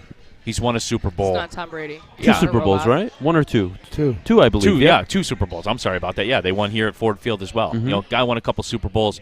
You can't argue what his resume is. He gave it a go this year. It was probably past He's the had prime. a successful career, but now is the time where it's like we're going to watch the demise of Just it. be a little self-aware. You've been pretty bad for the last 3 years. Time to lace it up. Yeah, restructured his deal this year. It wasn't like getting a massive amount of money or anything, not holding the Steelers up. He did it the right way. I mean, I was never a fan. Certainly some of the stuff he did off the field and stuff like that. But, D-Mac, I always go back to it. I'm not asking you to date my daughter or raise my kids. I just want to see you play football. I'm the only honest person in the world about that.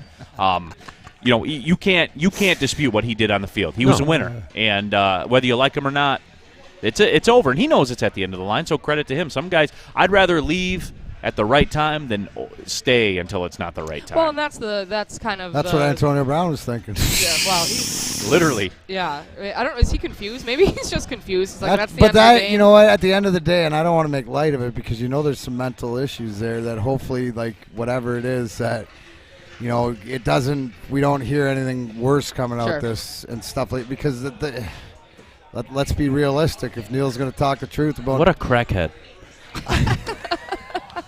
He's definitely had some issues. And again, there is something to that with the mental health, which is obviously huge outside of professional sports. I mean, it was bigger, I think, in pro sports this year with Simone Biles and the Olympics. Sure, no doubt. Calvin Ridley. And some of these huge names that it hasn't been talked about. And it should be talked about, and that is important. And we want people to be healthy on the field physically and mentally as well. So it is important, and let's hope that this isn't a weird episode of something going on that's deeper or going to cause something weirder to happen later tonight, God forbid, When we say that, too, and if it turns out that it is that, then let's hope the NFL does the right thing and steps up and tries to help take care of them, too. Absolutely. They better. Let's have that both ways. Yeah, Absolutely. I was just going to point out that they've enabled this. This isn't the first time he's been a little wacky. Yeah, right. A little? And he's been follow the money. Follow the money. Follow the money. Well, and that too, Steve. I think that's both sides as well. Like AB knows his share in the game too. That guy's got money put away. He's good for life or whatever. He can pull these types of stunts, right? I mean, he can. It's the ultimate. Life is about leverage. We know we work in this business. What's that? He probably blew all his money. He froze his feet. Oh, last training camp. Yeah, on purpose. Yeah, I don't know about all. I can't speak to all that. But you guys know, you all work in this business. Life's about leverage. Absolutely. Why couldn't he do that with the Raiders? Why? Walk He off froze the his field? feet. What does that mean? Froze his feet? Like He went into this like cryotherapy stuff Cryotherapy and, Oh. it burned and totally his feet. botched it. They Yeah. burned him actually. Yep, perfect. Thank you, D-Mac. Okay. He pulled a bunch of stuff. He's like, what was his name? John Gruden. John Gruden calls him, "Hey, AB, I need you to play for me, buddy." Coach, I don't know how I feel about that. I'm gonna go freeze my feet and tell you to kick rocks. I'm gonna post a social media post. Or and, you know what else he might have said? He might have said, "Hey, John Gruden, yeah, you sound like you're a pretty character guy. You're a pretty stand-up guy." Hi-oh.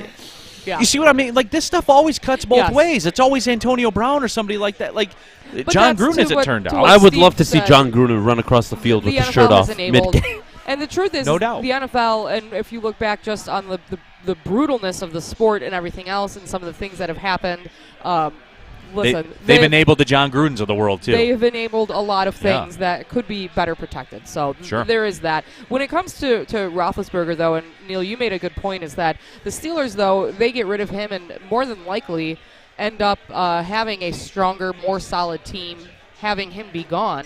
And I think to that point, what's sad about that is that it is the Steelers, and they're a winning franchise, and people want to play there. And unfortunately, when it comes to the Lions, I feel like there are players that end up in Detroit that are like, yay, I got drafted by the Lions. And it's unfortunate. And I think that mental aspect of it, when they are coming to play for a team that they don't want to, in a city that they don't want to be in, knowing that this is a losing franchise that has never won anything ever, you know, like, you don't think that has an effect on their mental state when they're playing the game? I don't know about that, because you look at Calvin Johnson, who was drafted to here, lost a lot of games here, still lives loves here. the city, sure. Set up his business True, but he here. doesn't love the Lions. Yeah, no, doesn't love the Lions at all. At all. And those So he things might are love mutually the city. exclusive. And that's right. Or maybe there's that kid out there or whatever that has been a fan of the team and thinks that maybe they can make a difference and changing it happen. Why do I bring that up? It's a humble time, bro. Being a Wings fan my whole life. Yeah. You know, bringing it back 4 times. Right? But I mean, I think it goes to difference, and I think that for the opportunity to change it, and I think now with Dan Campbell, when you have something that you're building in the Brad Holmes, and now that they're putting in place sort of the diagram of, look, you get drafted, you get played, there's opportunity here. Hey, we're building something here. Now it's going to bring guys that you watch where you're going to see some of these younger guys. Maybe it's not this year's draft, next year's draft, but down the road as the Lions get better, that there will be somebody like me that will be talking to going, I was a Lions fan and I was this and that, and boom, it got to play for the hometown team and take it there. So more than all of that, at the end of the day, to D-Mac's point, you need to win. You need to establish a winning culture. Mike Babcock. People forget. I mean, all the winning he brought to Detroit, but just look how much winning masks all the problems that were going on behind the scenes, in the locker room, on the ice. Sure. Nobody found out until after. Why? Because they were winning. Right. Build a winning culture. Winning solves everything. I was gone. I can't believe they signed Franzen over Hossa. Jesus Christ. Well, that's when you go back to it, right? When you go back to where's your choice? And that was the day the music died. Well, but when you're looking at it coming off of what Franzen did in the 08 playoffs and whatever's supposed to be, is that line that was the Lions thing with Sue. But that you're going to the have those decisions, right, where you're going to look back to. So to that point that I mentioned, right, today's game, the loss could be that big because it could be like signing the wrong guy by winning because of how it sets you back. It's not a bad thing. So, but you got to look like things are set up as far as roster talent-wise to go the way you want. Absolutely. We did get the list of inactives for the right. Lions. Yeah, let's go. Rashad Berry, Jason. I shouldn't be doing this. I don't know how to say these names. Yeah, Kabinda. Jason Deshaun Kabinda, Marshall, Deshaun Cornell, Jalen Elliott, Jared Goff. There's the name. Yep, okay. Will Holden and Jamar Jefferson. So yeah, Goff is out, but I do believe that means that Swift will be playing. Swift is in. Swift is in. So which is another. That doesn't help your cause, Neal. No, Neal, do you have a problem with Swift playing? No, because I'm sure it's a DeAndre Swift. Again, going back to what I say about, I'm sure he wants to play. That's why he's out there, and he's a bit different, right? He's got and I've talked about this before. Mm-hmm. I don't question the talent with DeAndre Swift. I question the availability. And this is more so he needs to be available now because this in the long run about playing through injury or playing whatever. Well, and it's more than that, D-Mac. You know what this is? When Craig Reynolds shows up on the scene, all of a sudden he can play now. Yeah. That's really weird now that there's, But think about it, though. Wow. Pushing each other. And, we do Big D Energy with Joint Bell, and he was talking about with him and Reggie in the backfield and, how you motivate each other. But if somebody else is getting the carries and somebody else is getting the shine, you got to get back in there because what's the number one, right? Availability. Availability is the number one asset in the NFL. Especially at the running back position. Sure. And you know what? To that point, maybe we'll see these guys feed off each other. Maybe there's something there. I mean, I don't know. The more I think about it, doesn't play well into your scenario. It's not. I'm talking. Yeah, I'm talking myself. There's so many factors. I heard the guys say 43-23 or something like this, which I laughed. But I mean, it's got an ability. We'll know real early. We'll know early with the Seahawks. We will. If the Lions score 43 points today, I'll pick up the tab for the whole bar. Look at you, Swinger. Yeah. Wow. I may hang out. Let's yeah, right. You know why that is? He's got some parlay. That's why he's going to cash some parlay. What's the most points that the Lions have scored in a game? 20, this season? 27, I think. 28? 20. I was going to say. I don't think they've broken 30. So that would be certainly a shock. The Rams Ravens game right now getting a little. It's getting chippy. It's a close game. Chippy. It's close. Oh, is that another Rams turnover? So we've had a Stafford pick six, a Stafford interception, and a Stafford fumble. Yep. Okay, I'm just recapping. Just to recap, that Matthew Stafford is playing the same in LA as he played here in Detroit. This qualifies, right? It's a big game on the road. Yeah. They need to win this game if they want to win the division. Yeah. Because look, I don't see Arizona beating Dallas today. So Arizona's trying to hand it to them too. Trying to. I mean, they worked hard for it. They were 10-2, now 10-5. When they were 10-2, I said they finished 10-7. So I'm kind of biased in how I'm talking about Arizona? them right now. Yeah. Yeah, they've fallen. They have fallen. But did you bet them? They have fallen down. But did you bet them? Oh, absolutely. I feel like Arizona was like in a foot race. They were running, right? They were running. They were doing really well, and then all of a sudden, like their upper body started going faster than their feet. No. And now they're just like trying to like not fall, but Jade, I don't know if you know this or not, but Neal Ruhl, he knows when the proverbial crash is coming. I guess it would go back to, right, you don't expect big, you expect that this is a Cliff Kingsbury, Kyler Murray ascension into the depths of hell in the late of December. You called it before. My question to you on this point with what Georgia did with Michigan, because that was the whole Kirby Smart thing. Sure. Has that exonerated and given you a different... Is there a different feel going into that you national championship game? Winning changes. No, I get it, but it's he knows the downfalls. At some point, Georgia will Georgia full on. And a couple years ago, it took up until the fourth quarter of the national championship game to a backup quarterback. But in the end, Georgia. But to be fair, though, they looked like a very hungry football team against Michigan. They looked like it was different. Pissed. They looked like everything that was said about them being, licking their wounds and getting they took dropped.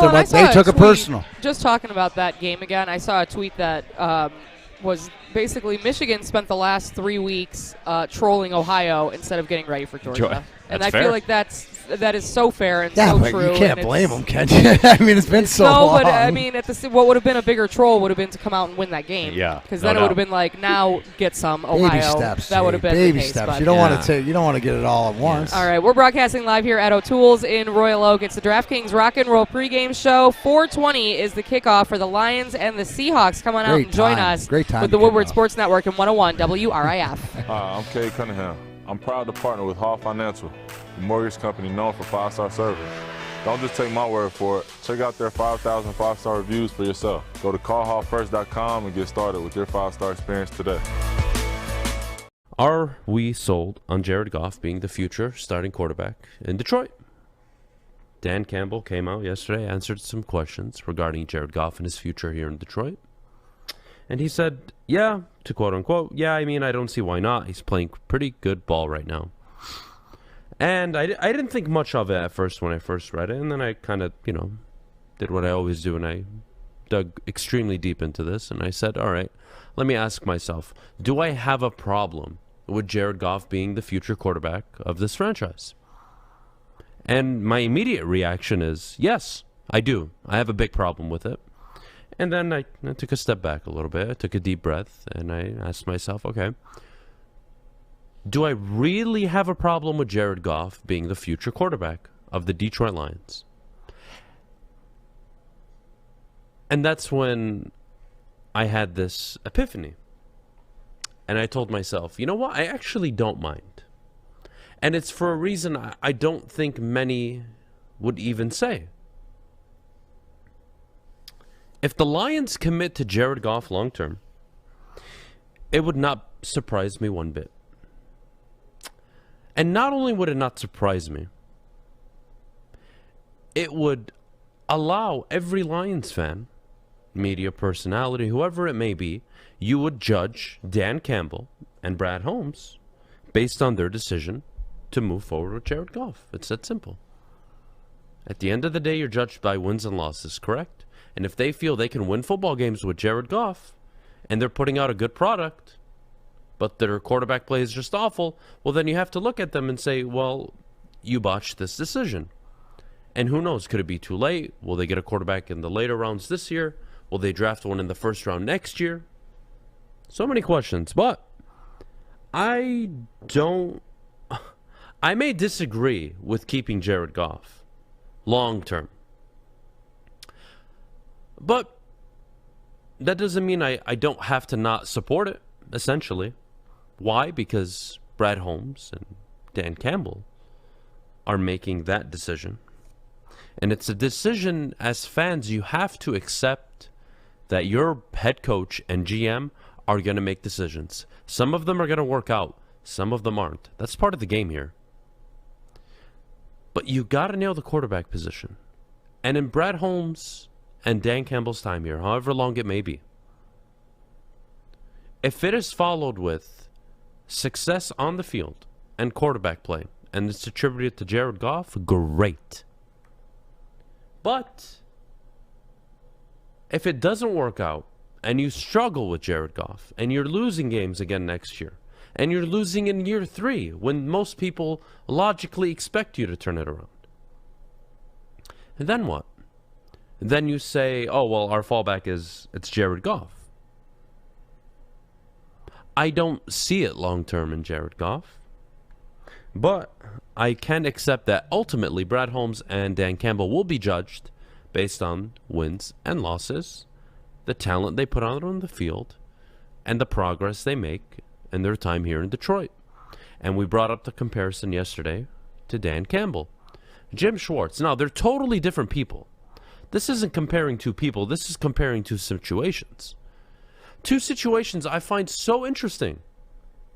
I really do. Schwartz takes over an 0-16 team. Dan Campbell takes over a team that was 5-11, franchise quarterback walking out of the door, and one of the bottom 5 rosters in the NFL.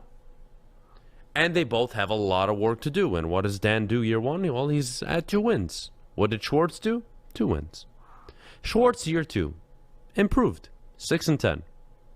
Next year, 6 to 7 wins is a realistic feat for the Detroit Lions if they have another offseason the way they did this past year. A little better than the free agency side, but I think you're all confident in Brad Holmes and his ability to draft, regardless of the round. So, moving into year 3, you have a 10-win season from Jim Schwartz. And is that the timeline for the Detroit Lions? And does that timeline fit with Jared Goff? Now, I know some of you are asking, what does long-term mean? Long-term is Jared Goff's deal expires in another 2 full seasons from now. Do they cut bait with him early? I don't see it. Even if they draft a quarterback. Now, if they take one in the first round, that would change my mind. But they don't have one right now. And they haven't. And I don't think they do it this year. And Brad Holmes, in my opinion, and Dan Campbell have looked at Jared Goff and said, you know what? If we surround you with exponential talent, you can win us football games, which is what Jared Goff has proven he can do in the NFL. And if that's the bet that Brad Holmes and the risk that Holmes and Campbell are going to make with your football team, you have to accept it, of course, at the end of the day, because you're not making the decisions, and neither am I. But you accept it and you support it, knowing that if it doesn't work out, you have to hold them accountable. And if it works out and they win games and they win meaningful games, they win divisions, get to the playoffs, win some games, well, then you can say, and you can look at the project and say, all right, we've kind of stalled, but we've made immense progress in our franchise. And now we're just actually a quarterback away. So Jared Goff on an expiring deal, a year left, 2 years left, you pull in Alex Smith. You draft the young quarterback. You sit him for a year potentially. You could take that route that Kansas City took, or you just bring in the quarterback right away. But to me, Jared Goff is nothing more than a game manager. And guys, look at all of time. Just go back, hell, the 2000s. Outside of Trent Dilfer, Joe Flacco, who? Brad Johnson? Nick Foles? I don't even consider Nick Foles, honestly, a game manager.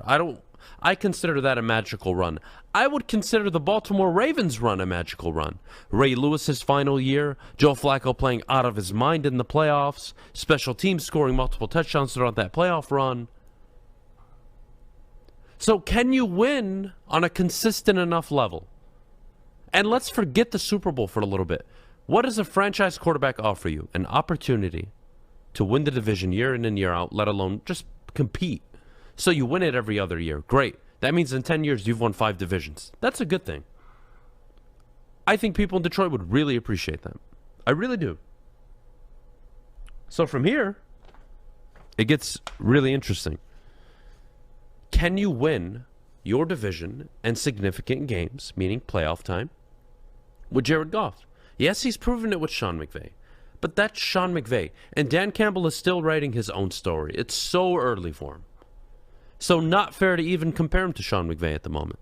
But the point is,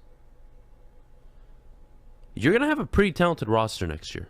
And I don't think anybody wants to talk about that fact. Why? Because expectations scare people. You're going to have a talented roster next year. And if Jared Goff is playing like a goof, it's not a good look. You have to get a quarterback. You cannot commit to him long term. That's what I think. I don't see how it works if you commit to Jared Goff beyond his current contract. And again, I don't have to like, hate, love. It doesn't matter. I don't have to have any ill or positive feelings toward Jared Goff. It doesn't matter. It's about production and winning football games, right? But the decision, again, is not yours, nor is it mine. And at the end of the day, the people in power, Brad Holmes, Dan Campbell, the front office, Sheila, they will all be held accountable for the decisions they make onward. And if that means keeping Jared Goff, great. Good for them. I hope you win. I hope you succeed. If you don't, people will be asking questions. Welcome to the business. And Lions fans, I really am curious, and I would love for you to answer in the chat. When do you expect this team to compete for the division? Realistically, what are you rooting for? Is it next year or is it the year after? If it's anything after year 3, I'm going to have a hard time buying into you. But I'm just curious. Do you actually think they compete by year 3? Isn't that the expectation? Hey, man, by year 3, we should have a talented enough roster. That's 3 off seasons, 3 drafts, correct? What are your feelings into next year and the year after? For me, 2023 makes a hell of a lot of sense. Why? I saw it with Schwartz. He took over a team that was at the bottom of the bottom. 0-16. A draft class that was not that deep. Outside of Matthew Stafford, that first round was pretty disastrous. There was maybe 1 or 2 decent players. So you got Stafford, you paired him with Calvin, but you still had a roster to build. So you won 2 games your first year, you drafted Sue, you got Fairley, you addressed the linebacker position, key free agents, And the next thing you know, you're winning 6 games and then 10 games and you're in the playoffs. I think the NFL is a 2 to 3 year turnaround always. The teams that do it in 1 year are typically circumstantial, but they do happen often. People forget this. They do happen often, but they are circumstantial. Sometimes teams just walk into a better situation, and coaches do. But next year, in my opinion, I think as a Lions fan, what you should be expecting is 6, 7 wins. I think that's fair, realistic, and that's a good number to hold somebody accountable for. If you think you're going to put out back-to-back 2-win seasons, you've got another thing coming. I don't care how much we appreciate the progress, how much people care about how exciting and energetic this team is. Year 2, got to win 5-6 games. And then year 3, you got to take the short step, in my opinion. I think year 3, you should be competing for the division title. I don't care who is in Green Bay. I don't care who the quarterback is. I don't care if Aaron Rodgers is still the quarterback. I don't care if the Packers are still very good. You don't win in the National Football League waiting for everybody to be bad around you so you could succeed. You succeed by building a very good roster that can compete against anyone. If that was the case, or excuse me, if that wasn't the case, do you think the Los Angeles Chargers, the Denver Broncos, the Raiders, they would be sitting there in their division knowing that they have Patrick Mahomes for the next 10, 12 years? They would just pout and sit there and say, oh, well, they got Patrick Mahomes. We'll just call it a decade. No. They're going to fight. They're going to get their own quarterbacks. And they're going to try and win football games. That's what football teams do. That's what good organizations do. So that's where we're at this morning. Do they commit to Jared Goff long term? I find it super interesting. I really do. We do have to go to break. When we get back, a new game on the show. It's called the 5-word game. 5 words to sum up a team, a season, a player, and coach for teams around and individuals around the. Make sure you download the Woodward Sports app in the App Store and the Google Play Store today. Take Woodward Sports with you wherever you go and listen live on your phone or mobile device. Fellas, football season is here. It's time to make your grooming experience easy like Sunday morning. Get to Lady Jane's Haircuts for Men. Walk in, relax, watch your favorite team play, and before you know it, your hair will be game ready. Get to Lady Jane's, open 10 to 8, 7 days a week. Walk in anytime. It's wicked awesome. Hi, I'm Kay Cunningham. I'm proud to partner with Hall Financial, the mortgage company known for 5-star service. Don't just take my word for it. Check out their 5,000 5-star reviews for yourself. Go to callhallfirst.com and get started with your 5-star experience today. Pregame show on 101 WRIF. Yes, we are broadcasting live at O'Toole's in Royal Oak for the DraftKings Rock and Roll pregame show. My name is Jade alongside the Woodward Sports Network, Neal Ruhl, Adham, and Darren McCarty, and we are getting closer to game time. It is week, it's the 16th game? 17th week, yep. 17th week, 16th game for our Detroit Lions, who are sitting. Getting butterflies, Jade. Just, I'm getting a little. It's getting to be game time. It's getting to be game time. A lot is on the line right now, and I always forget at this point because we're watching the Rams play the Ravens right now, and the worse the Rams do, that also affects our draft pick. It does. Every idiot that I've ever came across in my life that actually thought the Rams were going to give you a valuable pick inside of the top 18 are some of the dumbest human beings that exist on this planet. In what regard? What do you mean? They traded and upgraded at quarterback, the most important position in football. Sure. They have a damn good football team and a damn good football coach. A football coach who before this year, his first 4 seasons in the NFL, they won more than 10 games. And he won the division twice. And here they are, 11 wins. Like, what people expect, did you actually think for year 1 you would get a good pick, let alone year 2? I don't know. What, idiots, they thought that idiots. the Rams were going to get a good pick? No, that the Lions were going to get a good pick from the Rams.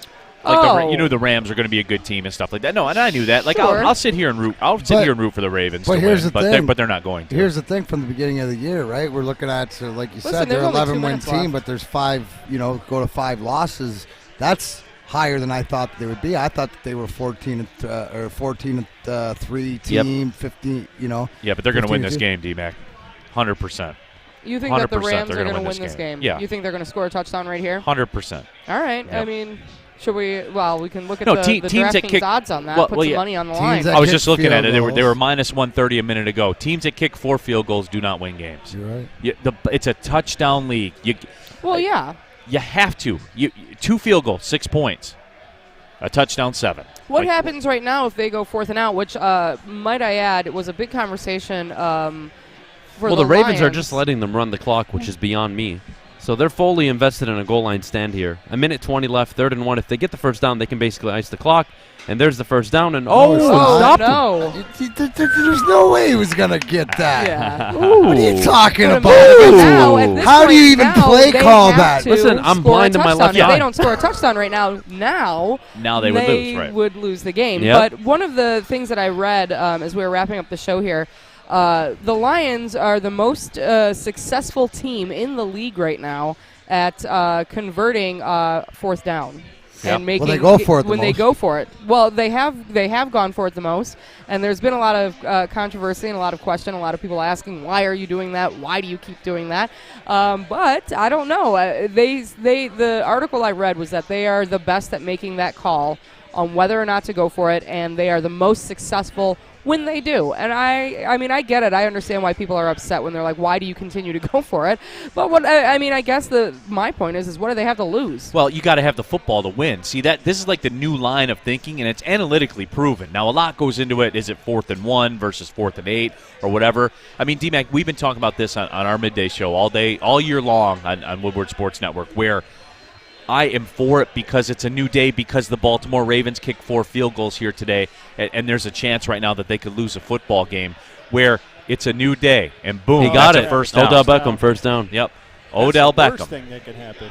There he is. Because now the clock's going to run, so they Yeah. can't get the ball back and kick a field goal. So I mean, there you have it, though. That's my point. Like, you kick 4 field goals, you're going to lose right now. Is your math correct?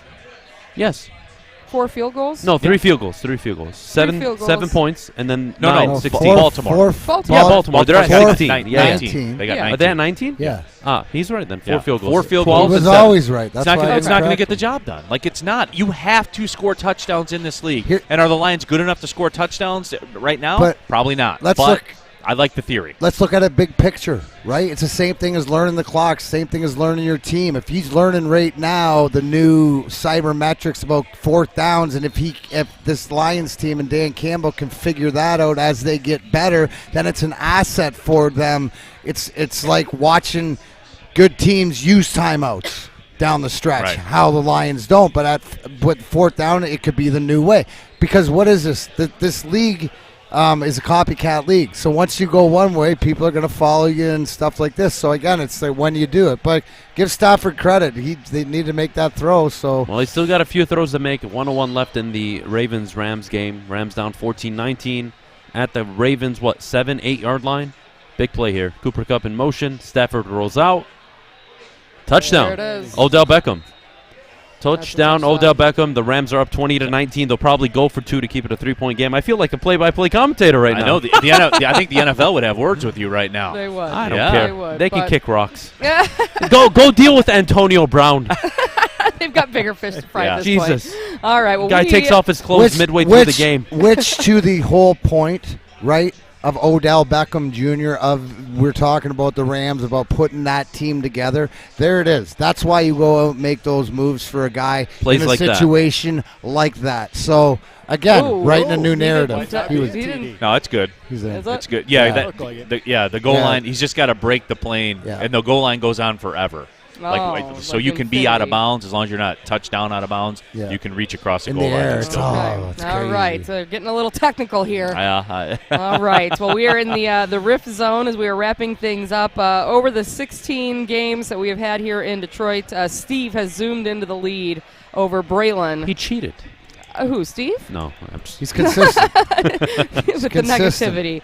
Steve in the lead with 44, Braylon at 42. So D-Mac will pick for Braylon today. Yes, I will. Ryan at 39. Neal, you will pick for Ryan. Maz at 39 Oh, as well. nice. Adam, you will pick for Maz. I am bringing in the caboose with 36 points. I go with my heart, though, and that's always a bad Right. thing. I started following Braylon's lead and picking what he was picking, and then I was doing better, but then I haven't seen him for a couple of weeks. So really, I'm the one that's that's cheating if we're really talking about it Maz has that got way, 39. I think I have like 22 of those for him this year. There's a chance. Yeah. There is a chance. So the first one up, of course, the Lions plus 7.5 at the Seahawks. And Neal, I will forever use this quote, is that good teams win, great teams cover the spread.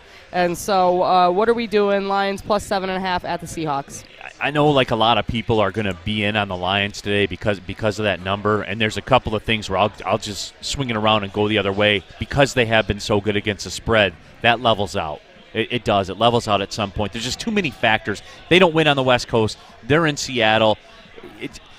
Seattle is not going to lose back-to-back home games to the NFC North, and I'll leave it at that. So I do like Seattle today, and they will cover that number. I'm with Neal. I'm taking the Seattle Seahawks to cover 7.5 points. All right, D-Mac? I'm going Detroit. They may not win, but they are going to cover, and it's going to get. I think that I'm going with you. Because D-Mac. for the same reason that they don't play well on the West Coast, and they're not going to lose to North teams, Chicago, then Detroit. That's why they will. Okay. I'm also going to go with the Lions. Steve?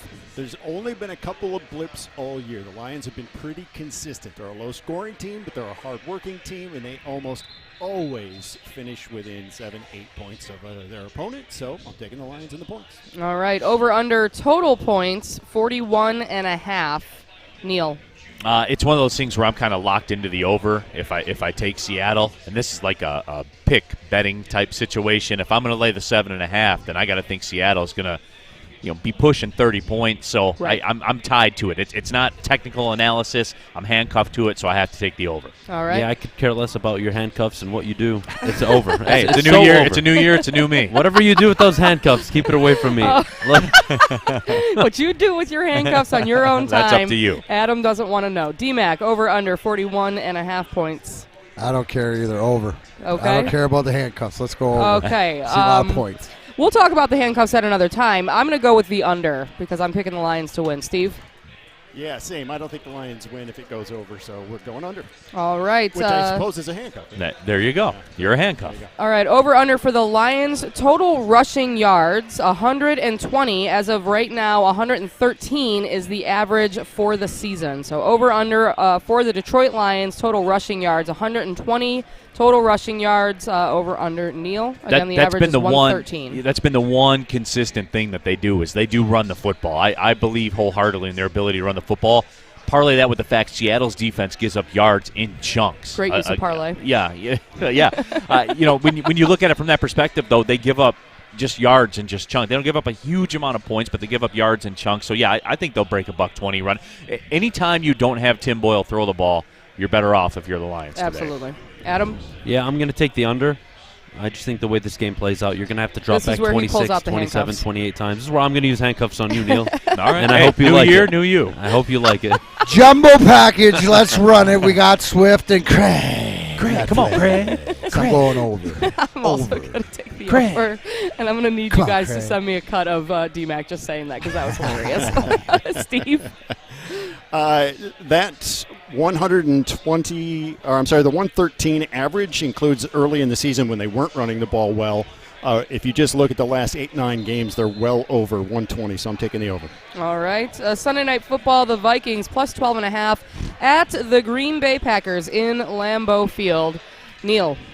I usually always take the Vikings in these spots because what do I say about Kirk Cousins, D-Mac? He's the only guy in the NFL that can beat any team in the NFL. And he's the only guy in the NFL that can lose to any team in the NFL. He'll rise to the occasion to cover 12.5. Not playing though. Well, I know, but that whole franchise, you know what I'm saying? Like yeah, look, Minnesota's like that. Minnesota, I'm sorry, you're gonna lose by like 30 today. Give me the Packers. All right, fair enough. So that's two Packers or two? I went with the Vikings. Okay, Vikes Packs. Got it. D-Mac, Vikings. I gotta go Green Bay. I think just Aaron Rodgers is on a mission. No propaganda. I think that, I'm going to go with the Packers. I think it's going to be a high-scoring game. I think it's going to be more than the spread, so I will go with the Packers. Steve? I hate giving up 12.5. I'll take Vikes. It does seem like a lot, but I just feel like if Kirk Cousins is out. Is Cook playing? Dude, Jamar Chase just caught another 40-yard bomb. Oh. Did we decide that Kirk Cousins is out? Is that? That's what I was told. Yeah. Yeah. Okay. All right. COVID. Yeah. That's what I was told. All right, Monday Night Football, the Browns and at the Pittsburgh Steelers with Big Ben. The Browns -3.5 at the Steelers. Neal. This will be the Steelers. Things will revert to the mean if only for one night. I think Ben knows that this is it for him. And it's the Steelers and the Browns. And I know the Browns went in there and won in the playoffs, which is something, we haven't seen the Lions do, against a division rival. But I think one time tonight, final ride, Ben doesn't typically lose to the Browns. Ben's going for 400 yards. Yeah, million. They're going to throw the ball every play. He's going to pull a Kobe Bryant in his last game. He's going to. We're go both off. on Pittsburgh then, right? Yeah, 100% on Pittsburgh, but not even just because of Ben's story. Baker Mayfield, you have to remember, is the quarterback of the Cleveland Browns. Your guy. And for however long he is the quarterback of the Cleveland Browns, they will suck. And they will lose. If Baker Mayfield was in fact a baker, what would be his specialty? He would be a long snapper, or he would be a water boy. Not qualified to be a quarterback in the NFL. Designated shopper for Alice Cooper. Yeah. That's I'm fair. going to say he's into the strudel. He's baking a strudel. All right, D-Mac, the Browns. I got to the go with Steelers. the Ben Roethlisberger swan song game. Yeah. All right, I'm I'm with the going, fellas. since you guys are all picking the Steelers, and I've got a friend who is just a massive Browns fan, I got to go with the Brownies. So I'm taking the Baker, and I'm taking feel bad his for your strudel. friend. His fantasy football league name is the Factory of Sadness. Yep, that's a good name. That's what he calls the dog pound. So there you have it. Steve? Pittsburgh fans, it's 1976. That's me. Going Pittsburgh, baby. Going Pittsburgh. So there you have Najee. it. We will do a final pick. Of course, next week will be the last week of the season. We will be broadcasting live downtown as the Lions are taking on the Packers, as they always do. But we will do a final wrap-up, and we'll send you guys a graphic and let you guys know who won. If you in our guys want to Pick'em find league. out what allegedly happened with Antonio Brown, by the way, news coming in. Allegedly. Please tell us. They are allegedly limiting his snaps so they don't have to pay him his incentives that he would be awarded at the end of the game. That's dirty. Antonio Brown was pissed. They're limiting So he the says, amount of times he's on the field. I Chuck like the it. deuces up. Bye. I love it. Saving them anywhere from $700,000 to $1.3 million. Listen, Wow. Neal, It's a business. you're the guy that, hey, so at some points, you're about the bag. Right. So it's not Neal, when you were in college, was not your, so much a mental thing. Was your nickname with your group of friends the accountant? Were you No, the accountant? I have one of those. We have a friend, like in our little group, we have an accountant. Yeah. I go. All you Stafford haters, take this. I go. Take some of these. 12-4. One that wins the division his first year. Suck it. Suck it. All right. Suck it. Suck it. Well, there you have it. Matthew Suck Stafford it. and the Rams have won their game against the Ravens in classic Detroit fashion, because that was how we lost. Very similar by 1 point. So Oh, there you mean have Justin it. Tucker didn't kick an 81-yard No, field goal he today? didn't, That's weird. Yeah, record-breaking 300 yards. It was the wildest thing. The field all of a sudden became 3 fields, and he managed to kick it that far. Yeah. So there you have it. Come on down here to O'Toole's. Watch the game. We are wrapping things up, but the cold drinks are being served, and the food is hot. So come on out here. Once again, O'Toole's in Royal Oak. This is the DraftKings Rock and Roll pregame show on 101 WRIF. Do you have family coming over for the holidays and need new flooring? Now at the Carpet Guys, get holiday savings of up to 65% off new flooring, plus 48-month interest-free financing. Be wise and call the Carpet Guys today.